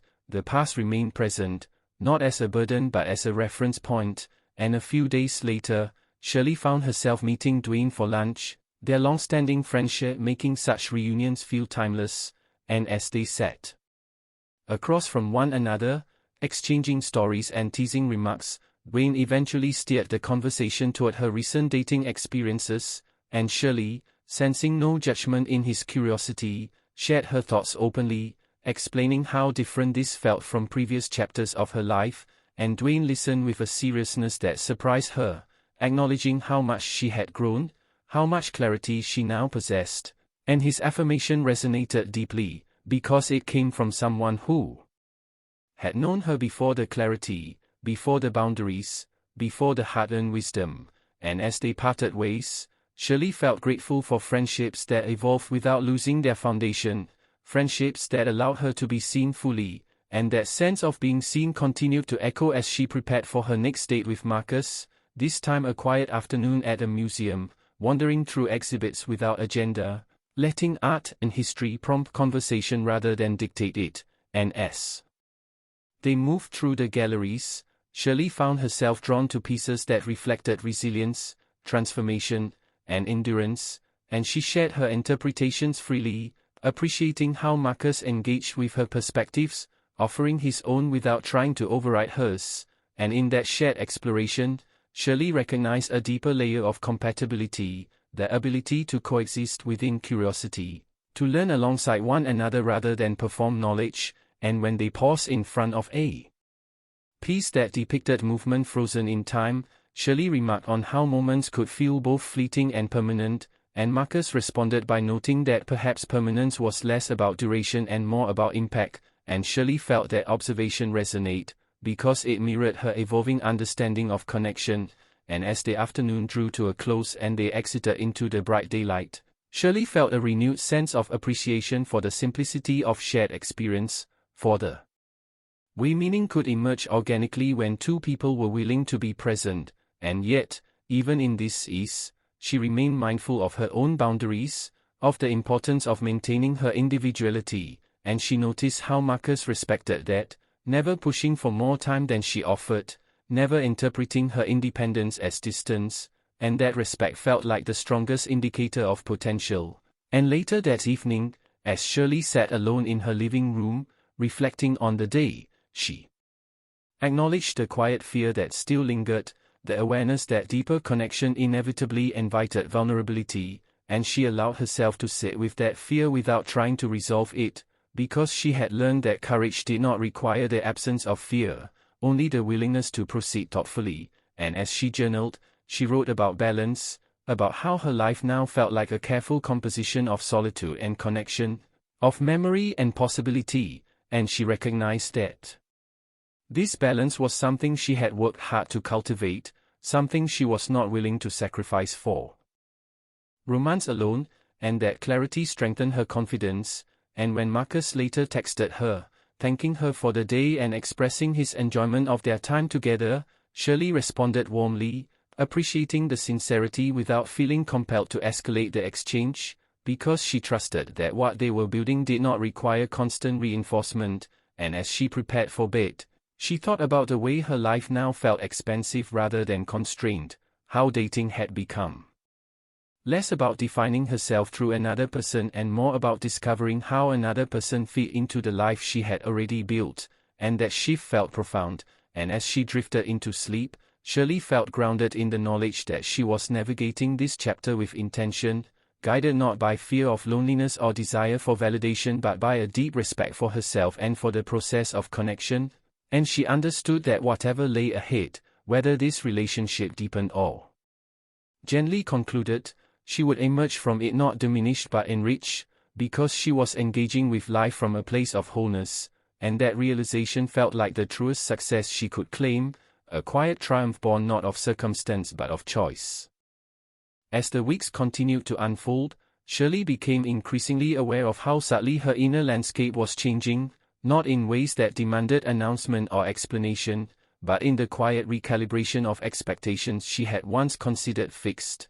Because what surprised her most was not that she was dating again, or even that she was enjoying it, but that she no longer felt the need to narrate the experience to herself as if it required justification, and this shift revealed itself in small, almost invisible moments, like the way she no longer replayed conversations in her head late at night searching for hidden meanings, or how she stopped anticipating disappointment as a form of self-protection, choosing instead to meet each interaction as it arrived, complete and sufficient in itself. And this mental spaciousness gave her a sense of freedom she hadn't realized she'd been missing, because for so long her life had been structured around responsibility, around being dependable, around anticipating the needs and reactions of others, and now, without abandoning those qualities, she was allowing herself to exist without constant vigilance, and Marcus, whether intentionally or not, seemed to support that state simply by the way he showed up, consistently, calmly, without drama, and it was that consistency that began to matter more to Shirley than grand gestures ever could, because consistency, she had learned, was not about predictability but about trust, and trust was something she valued deeply after years of navigating relationships that had required her to compensate for instability. And one evening, as they sat together in her living room for the first time, sharing takeout in conversation that wandered effortlessly from music to memory to philosophy, Shirley noticed how comfortable she felt in her own space with him present, a comfort she did not take lightly, because her home had always been her sanctuary, a place she guarded carefully, and allowing someone into that space felt like a meaningful threshold, not because it implied permanence, but because it reflected ease. And Marcus seemed to sense the significance as well, moving through the space with quiet respect, observing without intrusion, asking questions rather than making assumptions, and Shirley appreciated that attentiveness, because it mirrored her own approach to intimacy at this stage of life, one grounded in mutual regard rather than possession. And as the evening progressed, Their conversation turned reflective, touching on the topic of emotional availability, and Shirley spoke openly about how availability was not something she had always known how to practice, how there were times when she had mistaken endurance for strength and silence for peace, and Marcus shared his own realizations, acknowledging periods when he had hidden behind busyness or humor to avoid vulnerability. And in that shared admission, Shirley felt a deep resonance, because it affirmed that growth was rarely linear, that it often involved circling back to lessons we thought we'd already learned, and as they listened to one another, there was no rush to resolve or define, only a shared willingness to witness, and Shirley recognized how rare that felt, how often conversations were shaped by the desire to be understood rather than the willingness to understand, and she felt grateful for the balance they seemed to strike naturally. And yet, even within this ease, Shirley remained attentive to her own internal signals, mindful of the importance of not losing herself in connection, because she had spent enough years learning how to reclaim her center to risk abandoning it now, and she noticed how Marcus's presence did not pull her away from herself but rather seemed to invite her to inhabit herself more fully, and that distinction felt crucial, because it marked the difference between attachment driven by need and connection rooted in choice, and as the night came to a close and Marcus prepared to leave, there was no awkwardness, no unspoken expectation, just a shared understanding that the evening had been meaningful without needing to be monumental, and after he left, Shirley sat alone for a while, reflecting on how her definition of intimacy had evolved, how it now felt less about proximity and more about alignment, less about reassurance and more about reciprocity, and these reflections followed her into the following days, where she found herself increasingly attuned to her own rhythms, carving out time for solitude without guilt, for friendships without explanation, for rest without justification, and she noticed how Marcus respected those rhythms, never interpreting her independence as disinterest, never demanding more than she offered, and that respect deepened her sense of safety, because safety, she had learned, was not the absence of conflict but the presence of mutual care, and one afternoon, as she met Roch for coffee, she spoke candidly about these realizations, and Roch listened thoughtfully, remarking that she seemed grounded in a way that felt intentional rather than reactive, and Shirley appreciated that observation, because it reflected exactly how she felt, intentional in her choices, deliberate in her openness, and as she walked home afterward, she reflected on how different this chapter felt from earlier ones, when dating had often been accompanied by urgency, by the pressure to define outcomes quickly, and now, there was patience, not born of indifference but of trust in herself, and that trust extended beyond romance into her sense of purpose, her work, her creative impulses, because she found herself thinking more expansively about the future, not in terms of fixed goals but in terms of possibilities, and this expansiveness felt like a natural outgrowth of the emotional space she was cultivating, and one evening, as she and Marcus took a long drive with no destination, music playing softly, conversation ebbing and flowing, Shirley found herself reflecting on how much she valued silence now.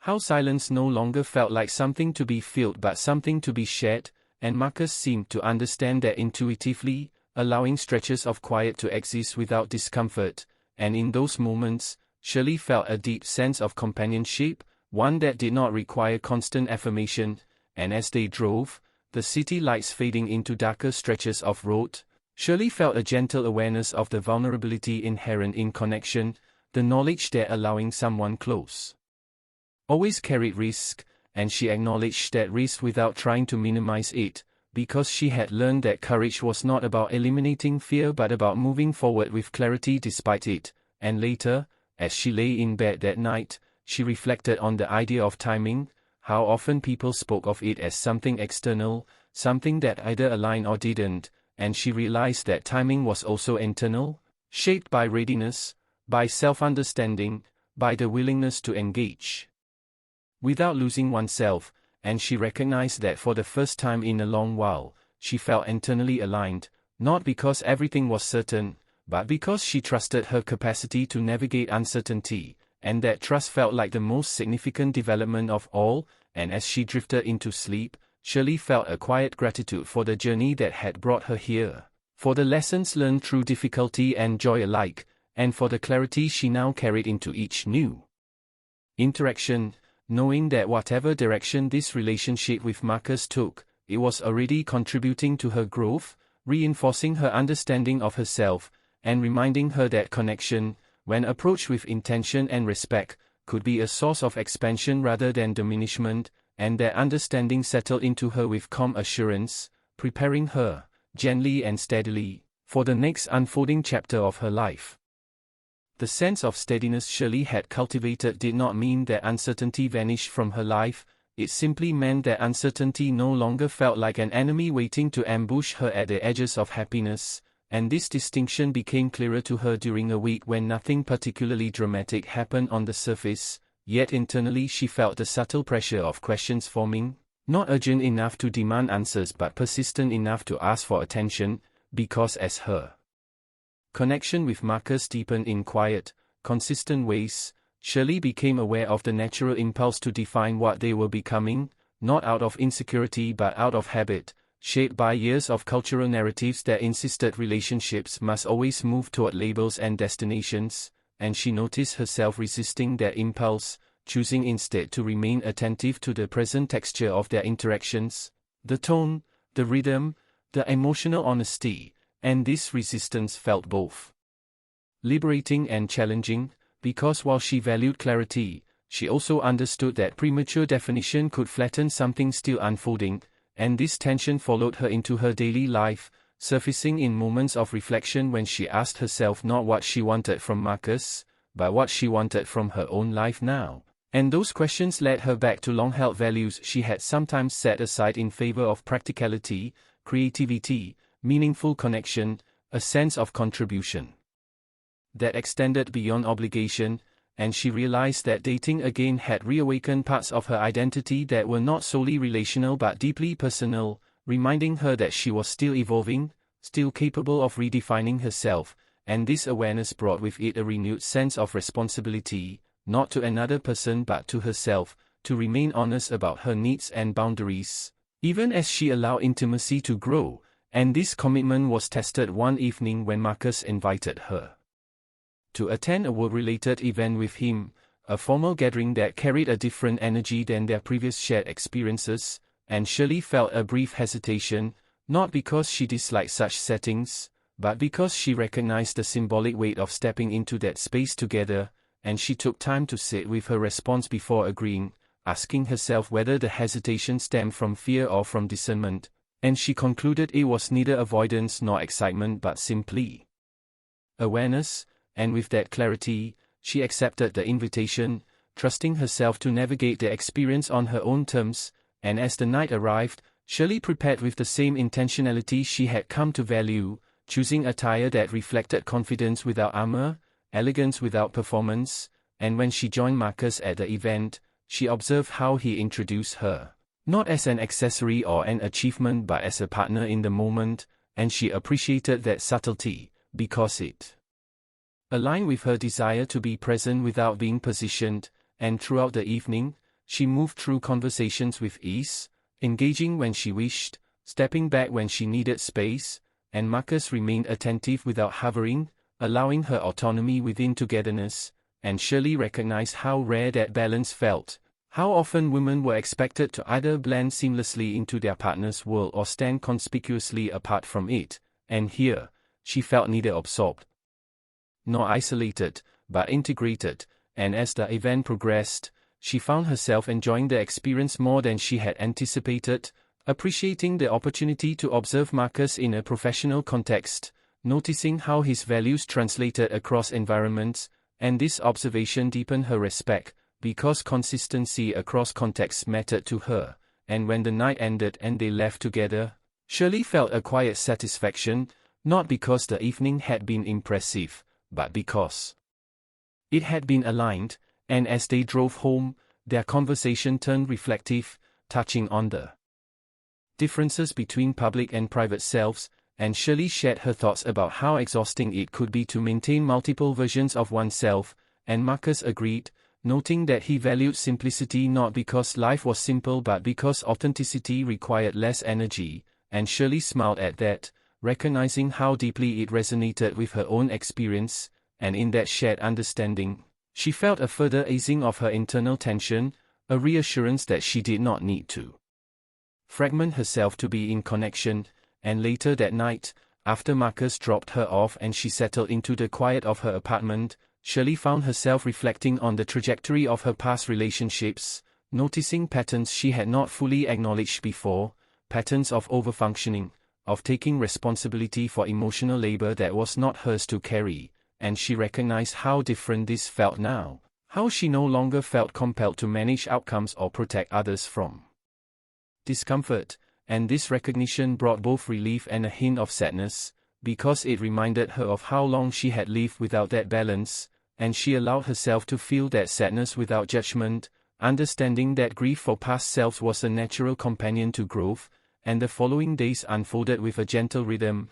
punctuated by moments of connection with Marcus that felt intentional rather than habitual, and Shirley noticed how they both respected space without interpreting it as distance, how communication remained steady without becoming intrusive, and this mutual respect reinforced her trust, not just in Marcus but in her own ability to choose wisely, and one afternoon, as she walked alone through her neighborhood, Shirley found herself thinking about love not as a singular event or a dramatic declaration, but as an accumulation of small, consistent choices.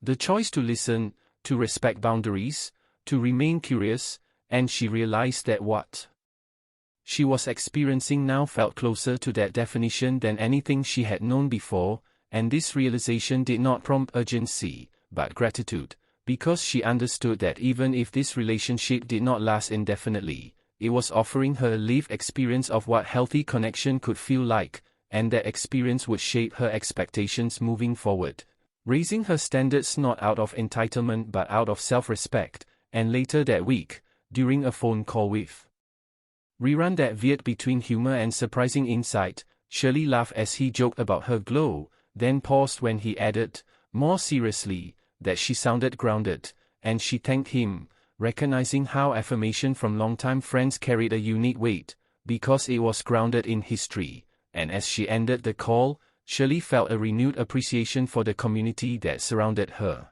for the relationships that had endured through change, and she recognized that this sense of support was an integral part of her readiness for deeper connection, because she was not seeking someone to complete her life but someone to complement it, and as the weekend approached and she planned another quiet evening with Marcus, Shirley felt a calm anticipation, not driven by fantasy but by presence, and she reminded herself that growth did not require constant forward motion, that sometimes it was enough to remain where you were and pay attention, and as she settled into that understanding, Shirley felt a deepening trust in the process she was living, a process shaped by intention, honesty, and respect, and she knew that whatever questions lay ahead, she was equipped to meet them with clarity rather than fear, because she had already done the most important work. She had learned to listen to herself, to honor her boundaries, and to engage with others from a place of wholeness, and that foundation felt solid beneath her feet,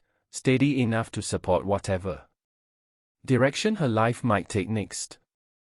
There was a moment, subtle enough that Shirley almost missed it, when she realized that Marcus had begun to occupy a different kind of space in her life, not more space, but a more integrated one, woven into the fabric of her days rather than set apart as a separate event, and this realization came not during one of their conversations or shared evenings, but on a quiet afternoon when she found herself instinctively reaching for her phone to share an observation, a passing thought about something she had seen on the street, and she paused, recognizing that the impulse itself was meaningful, because it emerged not from a need for reassurance but from a desire for connection, and that distinction mattered to her, because she had spent years disentangling those two impulses, learning how easily they could masquerade as one another, and as she sent the message and received a thoughtful response in return, she felt a gentle confirmation that what they were building was grounded in mutual attentiveness rather than dependency,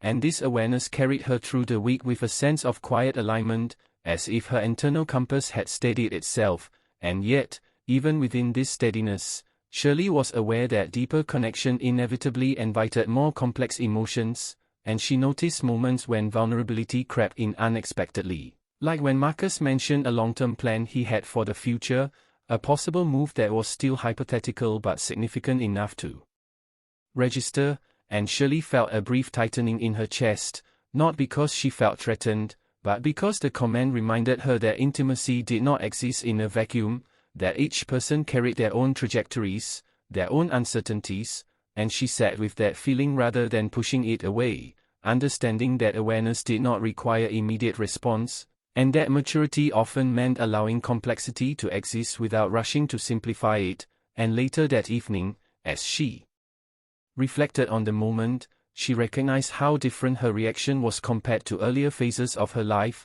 when such information might have triggered anxiety or an urge to control outcomes, and now, she simply noted it, acknowledged it, and trusted herself to revisit it when clarity was needed, and this trust felt like a quiet triumph, because it represented a shift from reactivity to responsiveness.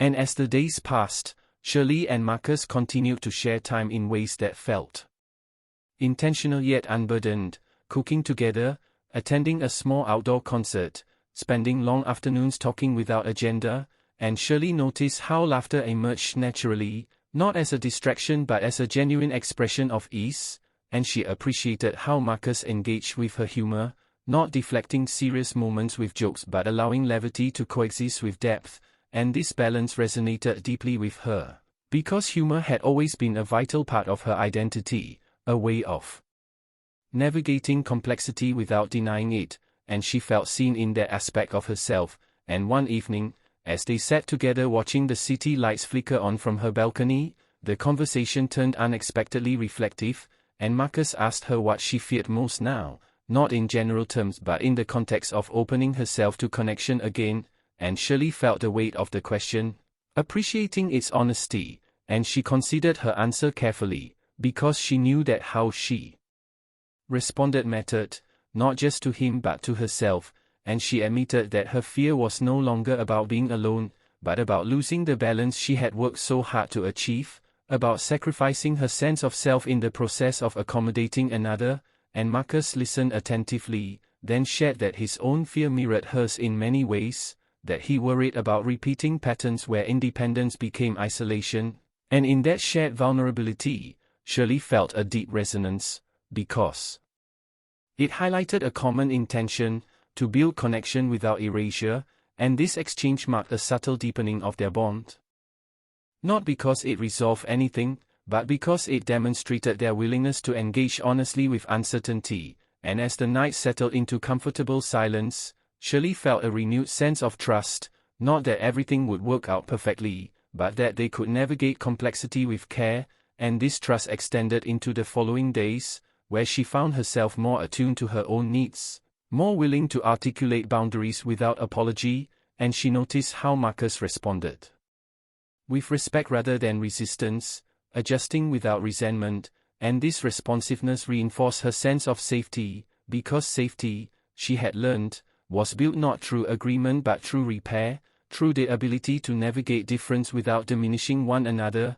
And one afternoon, as she met Dwayne for a walk, she found herself sharing these reflections, and Dwayne listened with a thoughtful expression, remarking that she seemed to be operating from a place of agency rather than reaction, and Shirley appreciated that observation, because it reflected exactly how she felt, anchored in choice rather than circumstance, and as they parted ways, Shirley felt grateful for friendships that provided perspective without interference, that allowed her to process without directing her decisions, and later that week, when Marcus suggested a short weekend trip, nothing extravagant, just a change of scenery, Shirley felt a moment of pause, recognizing the significance of the invitation, because travel had a way of accelerating intimacy, of revealing habits and expectations, and she took time to reflect before responding, checking in with herself rather than defaulting to enthusiasm or caution, and she realized that she felt open to the experience,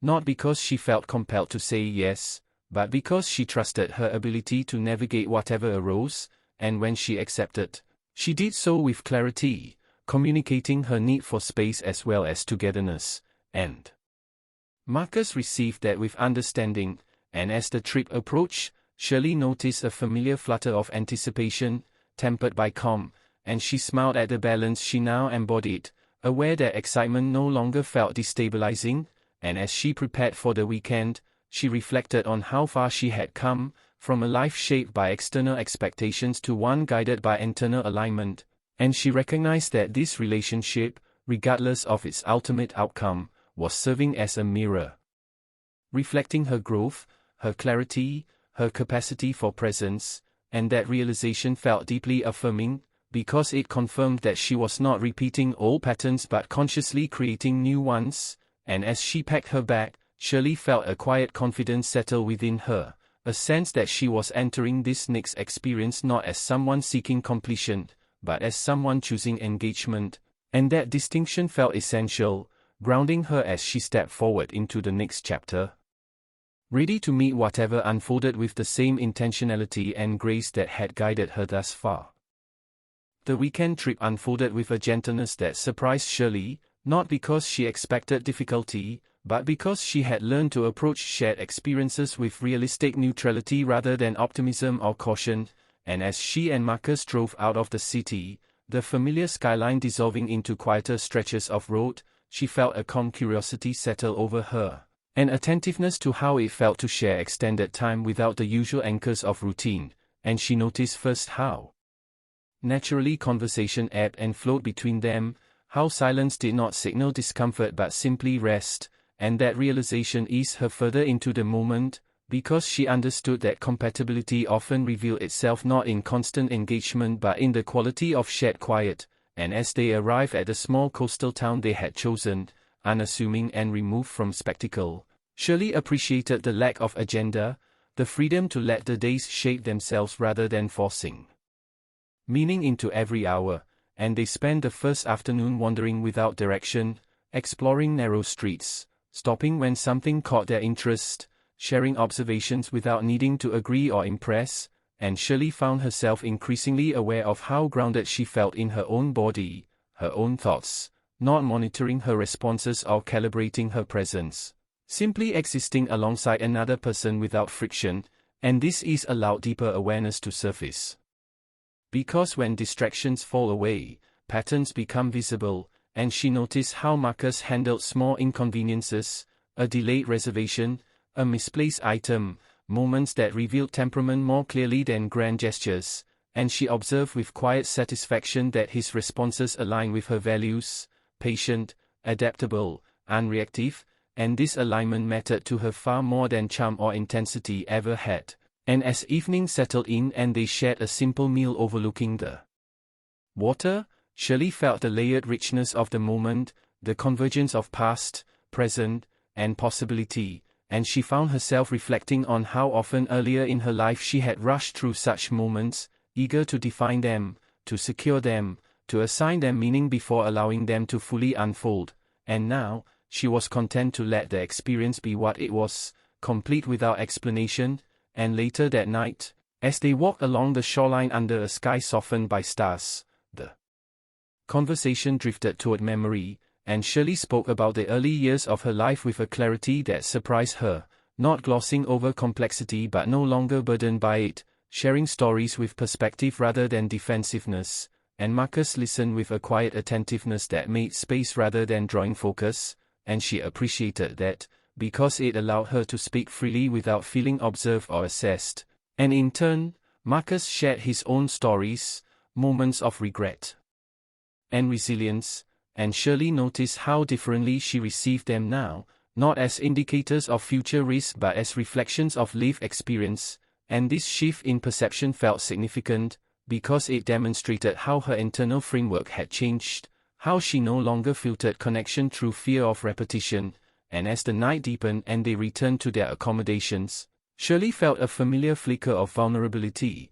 the awareness that intimacy often accelerated in shared spaces, and she checked in with herself, acknowledging her comfort as well as her boundaries, and she communicated those boundaries clearly, without apology or tension, and Marcus responded with respect, adjusting without hesitation, and in that moment, Shirley felt a profound sense of safety, because boundaries honored were far more meaningful than boundaries tested, and the following morning arrived quietly, sunlight filtering in as they shared coffee and conversation without rushing, and Shirley noticed how natural it felt to exist together without performance, each absorbed in their own thoughts yet connected by presence, and as they planned the day loosely, choosing to explore a nearby trail, she felt a gentle gratitude for the way the experience was unfolding, neither idealized nor diminished, and during the hike, as they moved through shaded paths and open views, the conversation turned reflective again,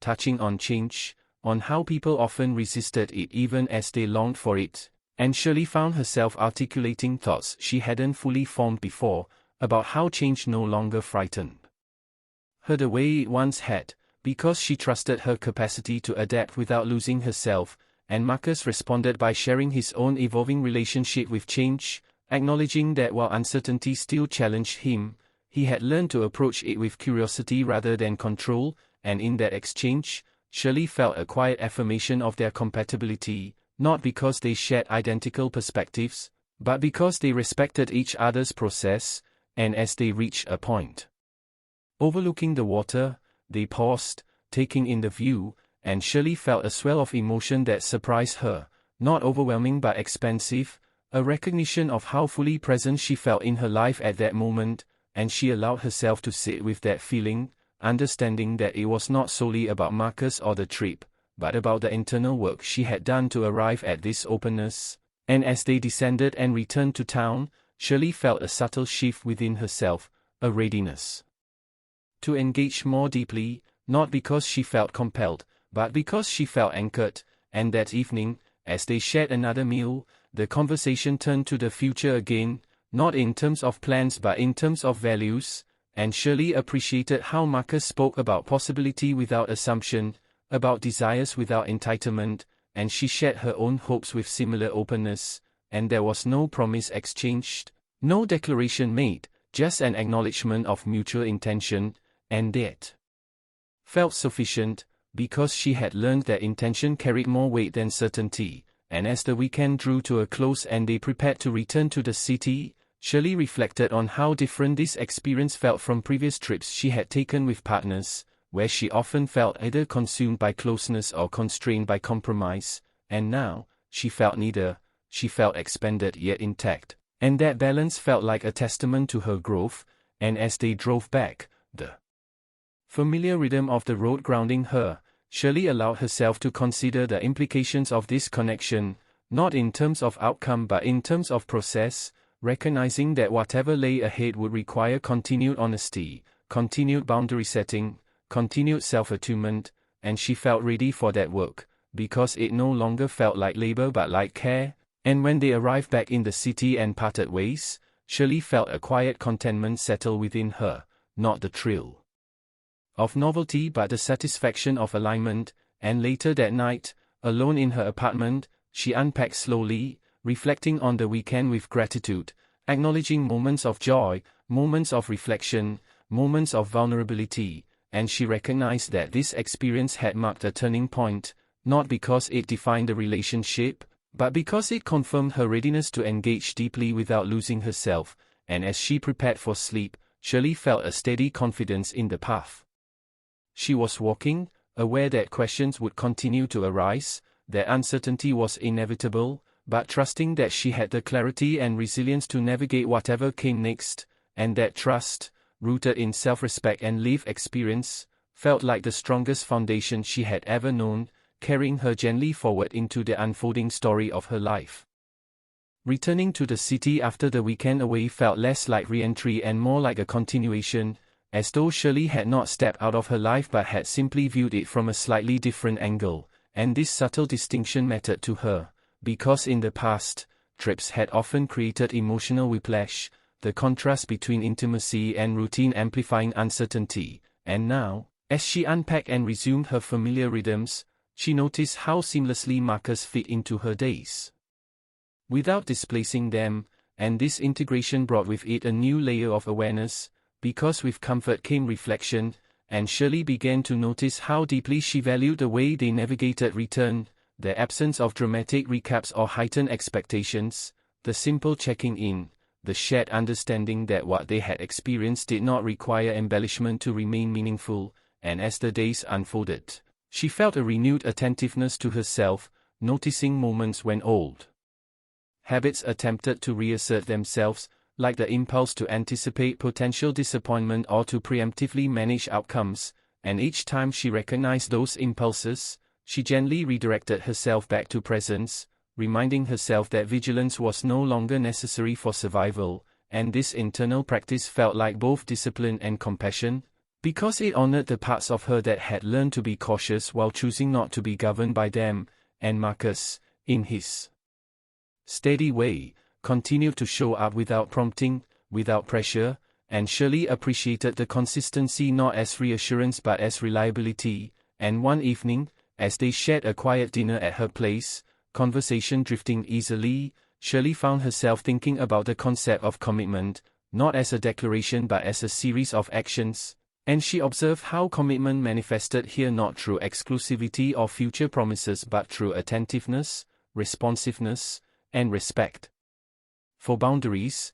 and this realization challenged some of her long-held assumptions, because she had once equated commitment with intensity, with the urgency of shared plans and constant closeness, and now, she recognized that commitment could also look like patience, like allowing connection to unfold at a pace that honored both people, and this reframing felt liberating, because it aligned with the way she wanted to live now, grounded, intentional, and spacious, and as they talked, the conversation turned unexpectedly toward loss, prompted by a passing reference to a song that carried personal meaning for Marcus, and Shirley listened as he spoke about a relationship that had ended not in conflict but in divergence, and she noticed how he spoke with clarity rather than resentment, acknowledging grief without dramatizing it, and this manner of speaking resonated with her deeply, because it reflected a capacity to honor the past without being defined by it, and she shared her own experiences of loss, not just romantic but existential, the loss of identities she had outgrown, of futures she had once imagined and then released, and in that exchange, Shirley felt a deeper layer of intimacy emerge, one grounded not in confession but in mutual recognition, and she noticed how present she felt, how she did not feel the need to protect herself from the weight of the conversation, because she trusted her ability to hold it without being overwhelmed, and this trust extended into the following days, where she found herself more willing to engage in conversations that touched on uncertainty without rushing toward resolution, and she appreciated how Marcus met that openness with his own, not mirroring her sentiments but complementing them, and this dynamic reinforced her sense that they were co-creating something rather than following a predetermined script, and yet, even within this sense of alignment, Shirley remained attentive to her own autonomy, making deliberate choices to maintain her routines, her friendships, her solitude, and she noticed how Marcus supported those choices, encouraging her independence rather than interpreting it as distance, and this encouragement felt profoundly affirming, because it reinforced the idea that connection did not require contraction, and one afternoon, as Shirley met Riran for lunch, she found herself articulating this realization aloud, describing how different this felt from earlier relationships, and Riran, after his usual theatrics, offered a moment of surprising insight, remarking that happiness didn't always look loud, and Shirley laughed, appreciating the simplicity of the observation, because it captured exactly what she was experiencing, a quiet, steady contentment that did not demand constant affirmation, and as she walked home afterward, Shirley reflected on how her internal narrative had shifted, how she no longer framed her life around waiting for something to happen,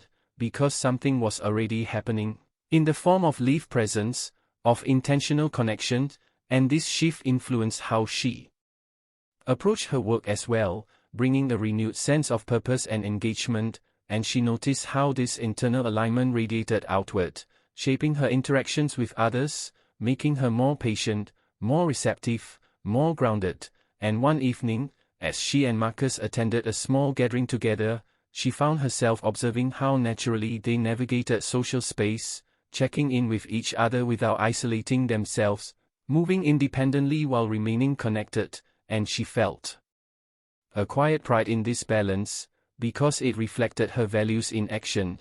And later, as they drove home, the conversation turned to the idea of building something slowly, of allowing depth to emerge through consistency rather than acceleration, and Shirley found herself agreeing wholeheartedly, recognizing how deeply this approach resonated with her current stage of life, and she shared how much she valued this pace. And Marcus responded with appreciation, affirming that he felt the same, and in that mutual acknowledgement, Shirley felt a subtle deepening of trust, because it confirmed that they were aligned not just emotionally but philosophically, and as the weeks continued, Shirley noticed how her sense of self remained intact, even strengthened, within the connection, and this realization brought with it a quiet confidence, because it affirmed that she was no longer choosing between intimacy and independence, but integrating the two.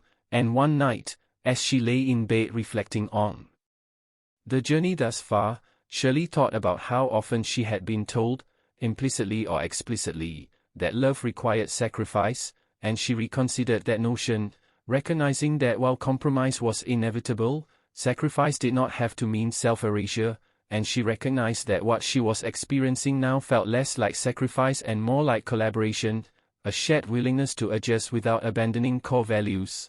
And this understanding felt transformative, because it allowed her to imagine a future not defined by fear of loss but by confidence in mutual care, and yet, even as she allowed herself to imagine, she remained grounded in the present, aware that imagination did not require commitment, and that clarity did not require certainty, and as she drifted towards sleep, Shirley felt a deep appreciation for the woman she had become, for the patience she had cultivated, for the courage to remain open without surrendering herself, and she understood that this chapter of her life, regardless of its ultimate outcome, was teaching her something invaluable, that she could engage deeply with another person while remaining anchored in herself, and that knowledge felt like a quiet victory, one that would accompany her into whatever chapters lay ahead, steady, resilient, and awake to the richness of her own experience.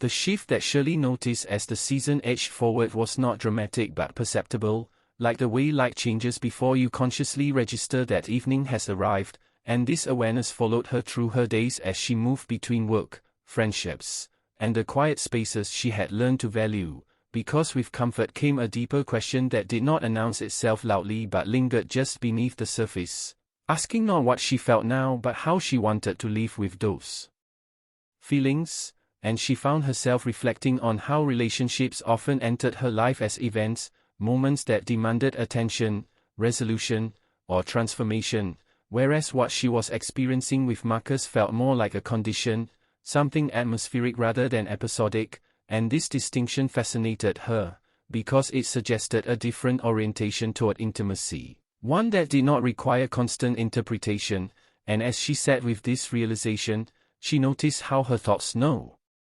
longer spiraled toward imagined futures or hypothetical endings, but instead circled around the present, asking quieter, more practical questions about alignment, communication, and mutual responsibility, and this grounded approach influenced the way she engaged with Marcus, particularly when conversations touched on expectations, because she found herself more willing to articulate her needs without embellishment or defensiveness, and Marcus responded in kind, not always agreeing but always listening, and this exchange created a rhythm that felt sustainable, because it allowed space for difference without destabilizing connection, and one afternoon, as they walked through a neighborhood market, their conversation turned to the idea of time, prompted by a vendor's casual remark about how quickly years pass, and Shirley found herself reflecting aloud on how time had once felt like a pressure, something she was constantly racing against in order to meet imagined milestones, and she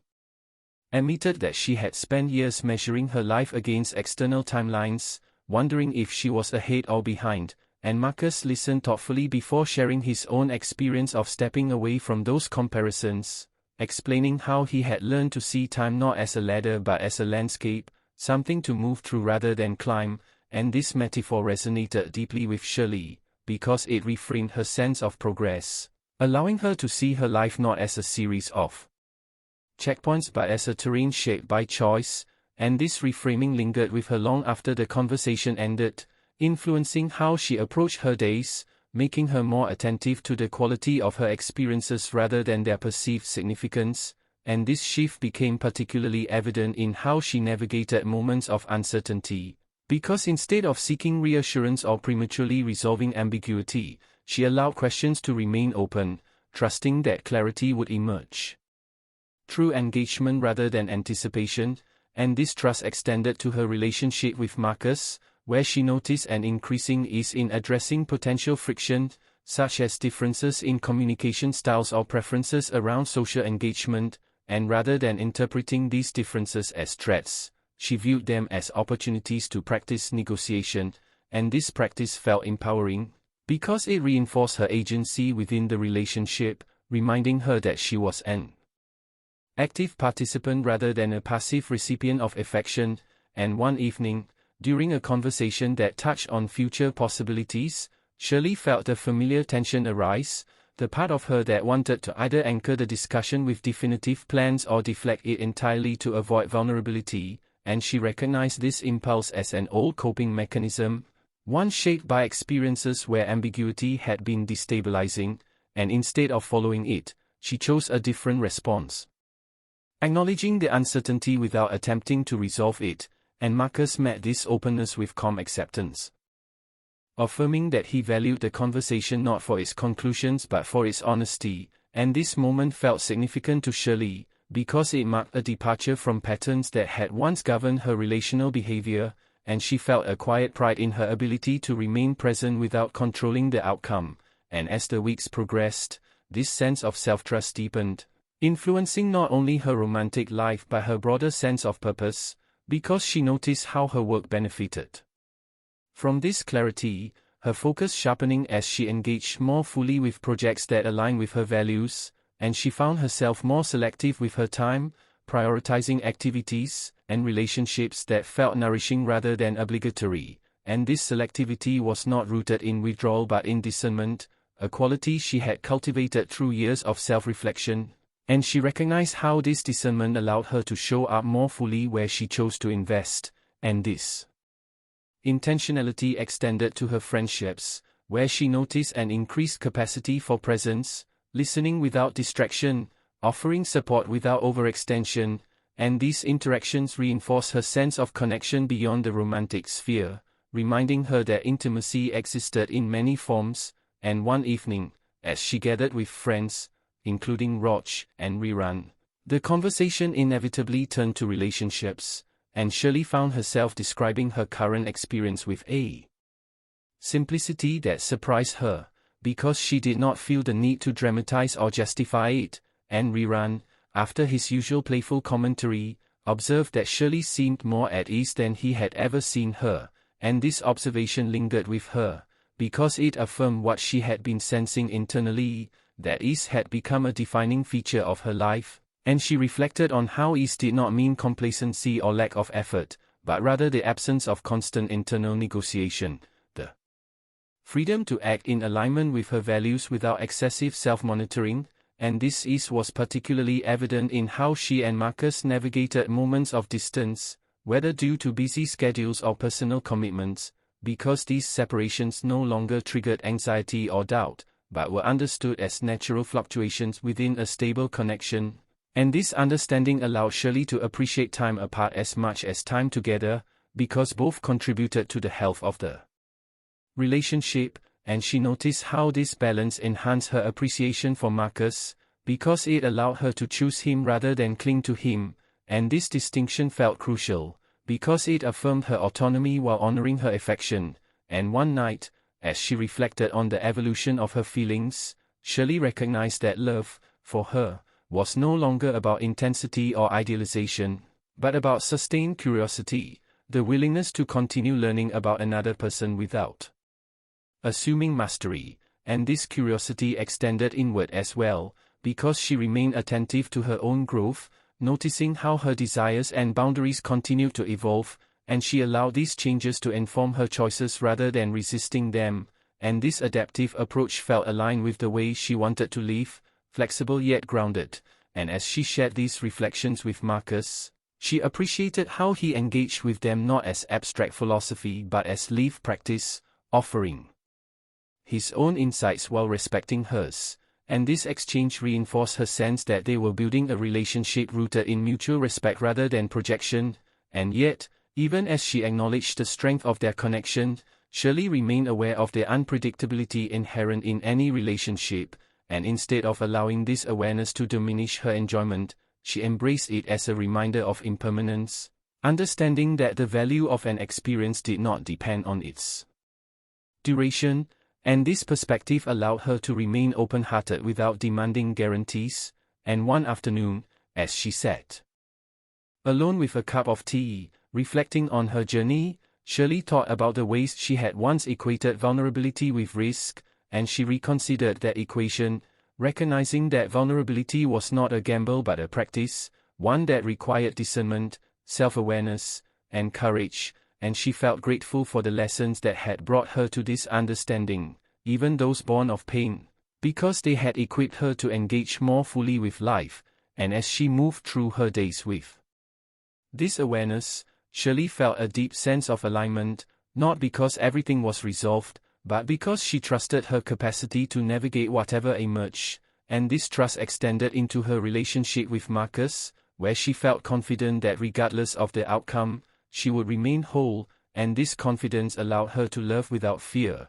to engage without self-abandonment, and to appreciate the present without clinging to it, and as the season continued to unfold, Shirley sensed that she was entering a new phase, one defined not by external milestones but by internal coherence, and this coherence felt like a foundation upon which any future could be built, whether shared or solitary, and she recognized that this understanding was perhaps the most meaningful outcome of her journey thus far, because it affirmed that her happiness was not contingent upon another person, but enhanced by connection, and as she prepared for the next chapter, whatever it might hold, Shirley felt ready, grounded in the knowledge that she could meet change with openness, resilience, and grace, carrying forward the lessons she had learned not as conclusions but as companions, guiding her through the unfolding landscape of her life with quiet confidence and enduring curiosity. What surprised Shirley most as another stretch of time unfolded was not that things deepened, but that they deepened without narrowing, as if her life were expanding outward rather than funneling toward a single point, and this sensation accompanied her through mornings when she woke before her alarm and evenings when she returned home tired yet settled, because there was a steadiness now that did not depend on constant interaction or affirmation, and she recognized this steadiness as something she had once searched for externally but was now cultivating internally, and this internal cultivation subtly reshaped the way she interpreted moments with Marcus, because instead of scanning for signs of change or hidden meaning, she experienced each interaction as complete in itself, and this completeness allowed her to engage more fully, listening without anticipating response, speaking without rehearsing consequence, and she noticed how this presence shifted the tone of their conversations, making them less about negotiation and more about discovery, and one evening, as they walked through the neighborhood after dinner, the conversation drifted toward identity, prompted by a casual remark about how people often introduce themselves through roles rather than values, and Shirley reflected aloud on how long she had defined herself through adaptation, shaping herself to fit contexts rather than articulating her own orientation toward the world, and Marcus listened with interest, asking questions that were curious rather than probing, and she appreciated this distinction, because it invited reflection without scrutiny, and she found herself articulating ideas she had not fully formed before, about how she wanted her life to feel rather than how it should look, and as she spoke, she realized how rarely she had been asked that question in a way that felt genuine, and this realization carried weight, because it highlighted how much she had grown accustomed to external metrics, and as she continued to reflect, she noticed how her answers were less about achievement and more about integrity, about living in a way that felt coherent, and this coherence had become increasingly important to her, because it served as an internal compass, guiding her decisions without the need for constant validation, and Marcus responded by sharing his own reflections on identity, describing how he had learned to let go of rigid self-concepts in favor of adaptability, and Shirley appreciated how their perspectives differed yet complemented each other, because it reinforced her sense that compatibility did not require sameness, but resonance, and this resonance felt particularly evident as they navigated moments of disagreement, which had begun to surface more naturally as familiarity increased, and Shirley noticed how these disagreements did not escalate into conflict, because both of them approached them with curiosity rather than defensiveness, and she recognized this as a significant shift from past experiences, where disagreement had often triggered fear of rupture, and now, she experienced disagreement as a form of engagement, a way to better understand each other's priorities and boundaries, and this understanding deepened her sense of trust, because it demonstrated that connection could withstand difference without collapse, and as she reflected on this dynamic, she realized how much her relationship with uncertainty had changed, because she no longer experienced it as a threat but as a space of possibility, and this shift influenced how she approached not only her relationship but her broader life choices, making her more willing to explore opportunities without demanding certainty, and this openness was reflected in her work as well, where she found herself taking creative risks she had previously avoided, trusting her intuition rather than defaulting to safety, and this trust felt earned, the result of years of self-examination and recalibration, and she acknowledged the effort it had taken to arrive at this place, appreciating the resilience that had carried her through moments of doubt and disappointment, and this appreciation extended to her past selves, whom she now viewed with compassion rather than judgment, recognizing that each version of herself had acted with the tools available at the time, and this compassion softened her internal dialogue, making space for patience, and as she practiced this patience, she noticed how it influenced her interactions with Marcus, because she no longer expected him to meet needs she had not articulated, and instead, she communicated with clarity, and this clarity reduced misunderstanding, allowing affection to flow more freely, and one afternoon, as they spent time together without agenda, simply sharing space, Shirley felt a profound sense of contentment, not because the moment was extraordinary, but because it was unremarkable in the best way, and she realized that she had reached a stage in her life where she valued continuity over intensity, where the ability to return to connection after absence mattered more than dramatic declarations, and this realization felt grounding, because it aligned with her desire for sustainability, and she recognized that sustainability was not passive, but active, requiring ongoing attention and care, and this awareness informed how she engaged with Marcus during moments of fatigue or distraction, choosing empathy over assumption, and she noticed how these choices accumulated, creating a relational environment characterized by mutual respect, and as weeks turned into months, Shirley observed how her sense of self continued to remain intact, even as intimacy deepened, and this intactness felt like an achievement, because it represented a departure from patterns where she had once merged too fully, losing clarity in the process, and now, she experienced closeness as an addition rather than a substitution, and this distinction allowed her to appreciate Marcus for who he was, without projecting unmet needs onto him,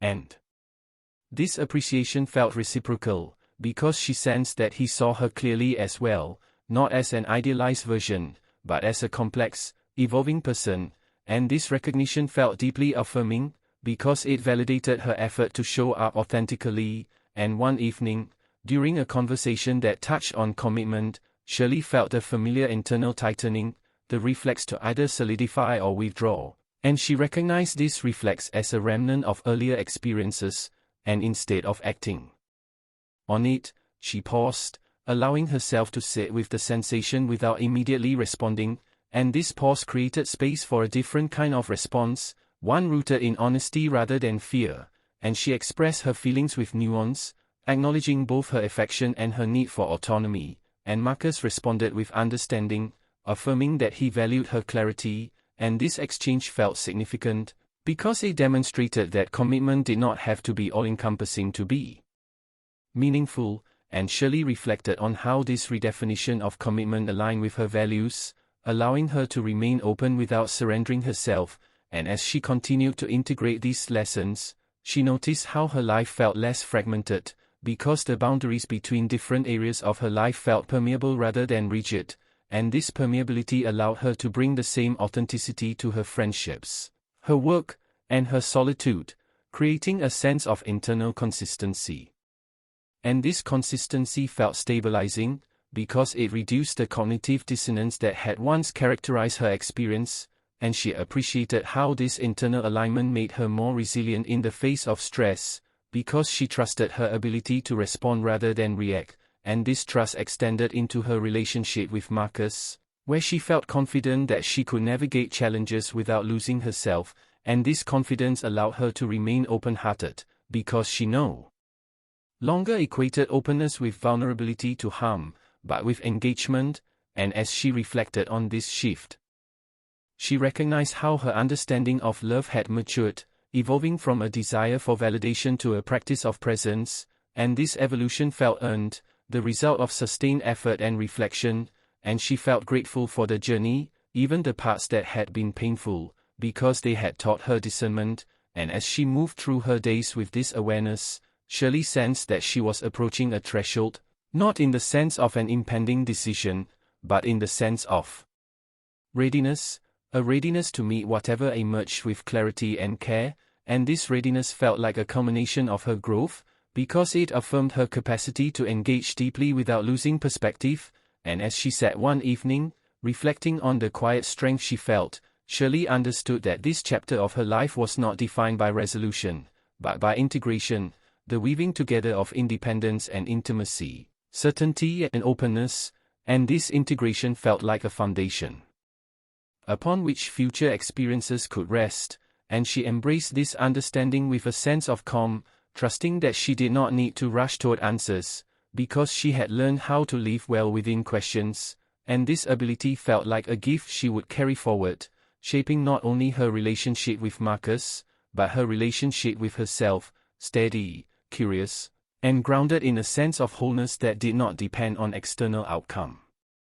By the time Shirley sensed that something had reached a natural point of completion, it did not arrive with a sense of finality but with clarity, the kind that does not announce itself loudly but settles in the body like a deep exhale, and this clarity accompanied her through the ordinary motions of her days, through mornings shaped by familiar routines and evenings softened by reflection, because what had changed was not the structure of her life but the way she inhabited it, and she noticed how her attention had become less fragmented, how she no longer felt pulled between anticipation and memory, because she was grounded in the present in a way that felt earned rather than forced, and this grounding shaped how she related to Marcus during this final stretch of their shared chapter, because there was no sense of urgency to define or secure anything, only a mutual attentiveness to what was real between them, and Shirley appreciated how this attentiveness allowed for honesty without drama, because when conversations turned reflective,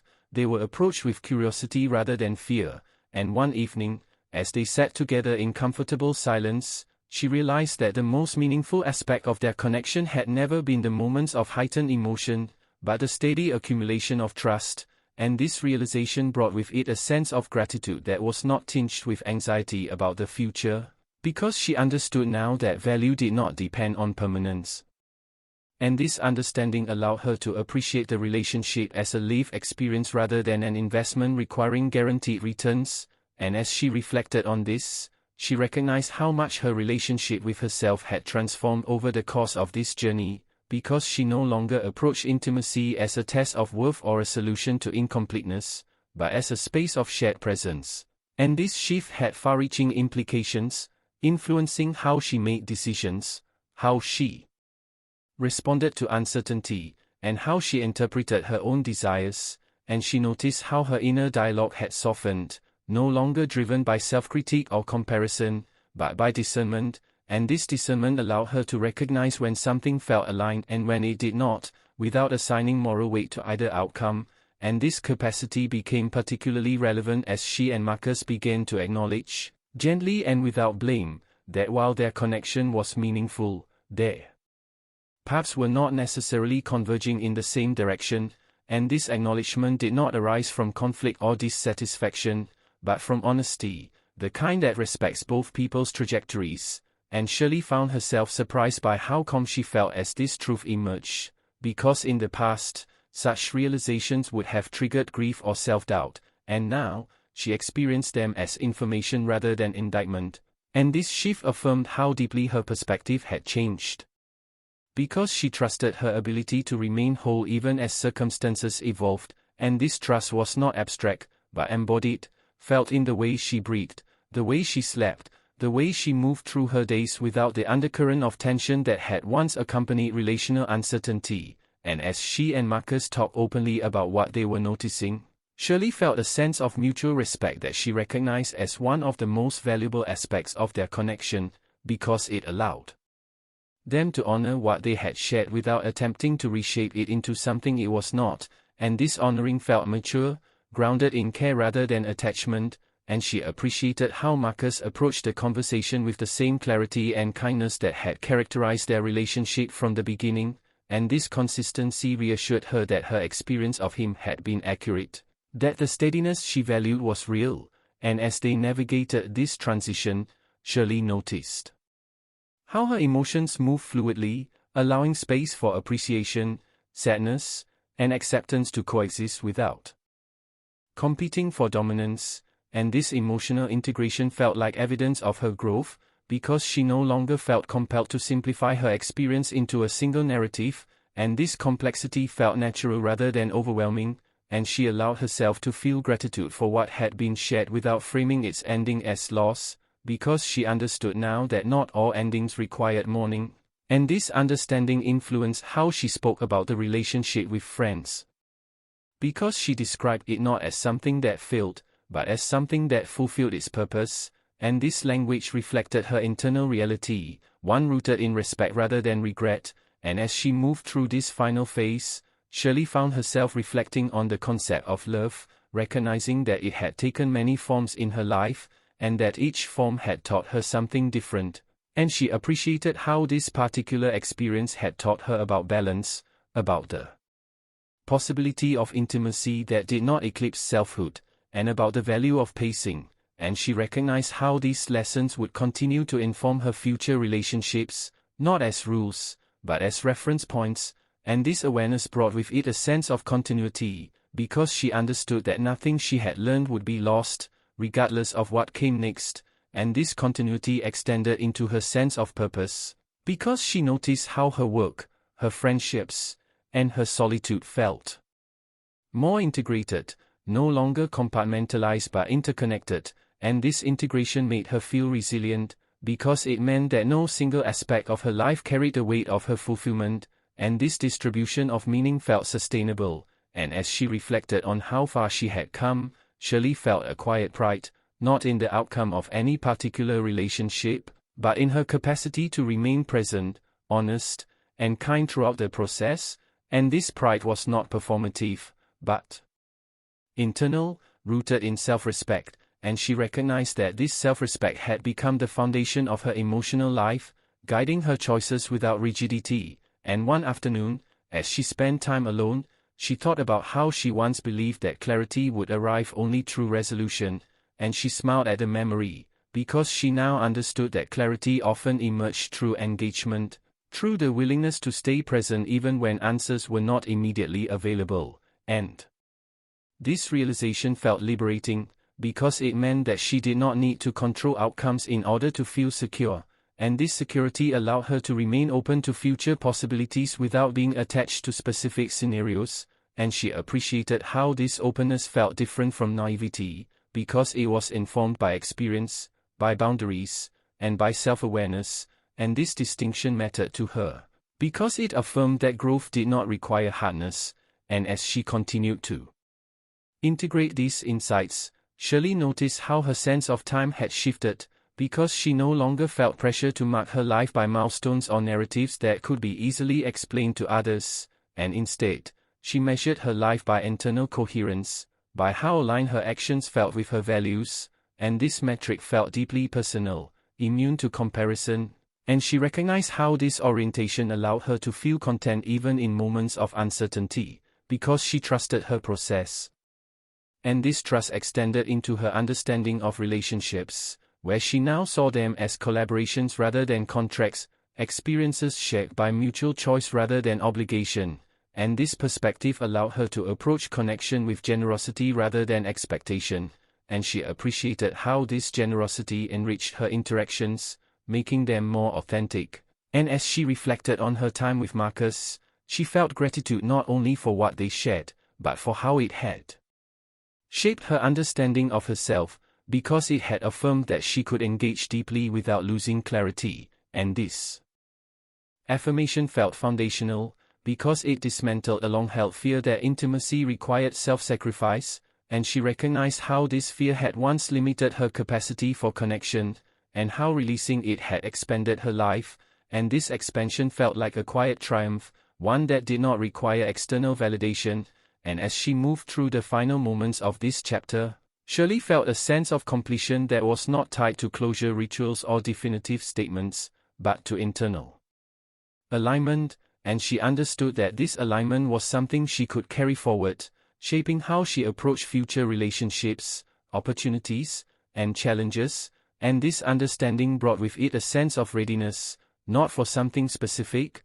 but for whatever might come, and this readiness felt grounded, informed by experience rather than optimism, and as she looked ahead, Shirley did not imagine a singular future, but a range of possibilities, and she felt open to all of them. Because she trusted her ability to navigate change with integrity, and this trust was perhaps the most significant outcome of her journey, because it meant that she no longer needed certainty to feel secure, and as she sat with this awareness, she felt a deep sense of peace, not because everything was resolved, but because she had learned how to live well within the unfolding of her life, and this ability felt like the culmination of her growth, because it affirmed her capacity to love without fear, to let go without bitterness, and to move forward without losing herself, and as this chapter came to rest, Shirley carried with her not a conclusion, but a quiet confidence, one rooted in self-knowledge, presence, and respect, and she understood that whatever stories lay ahead, she would meet them as herself, whole, attentive, and open, grounded in the understanding that her life was not defined by any single relationship, but enriched by each meaningful connection, and that this enrichment would continue to shape her path, steady and unhurried, guided by a sense of inner coherence that did not depend on outcome, and in this understanding, she found a sense of fulfillment that felt both complete and expansive, ready to accompany her into the next chapter, whatever form it might take.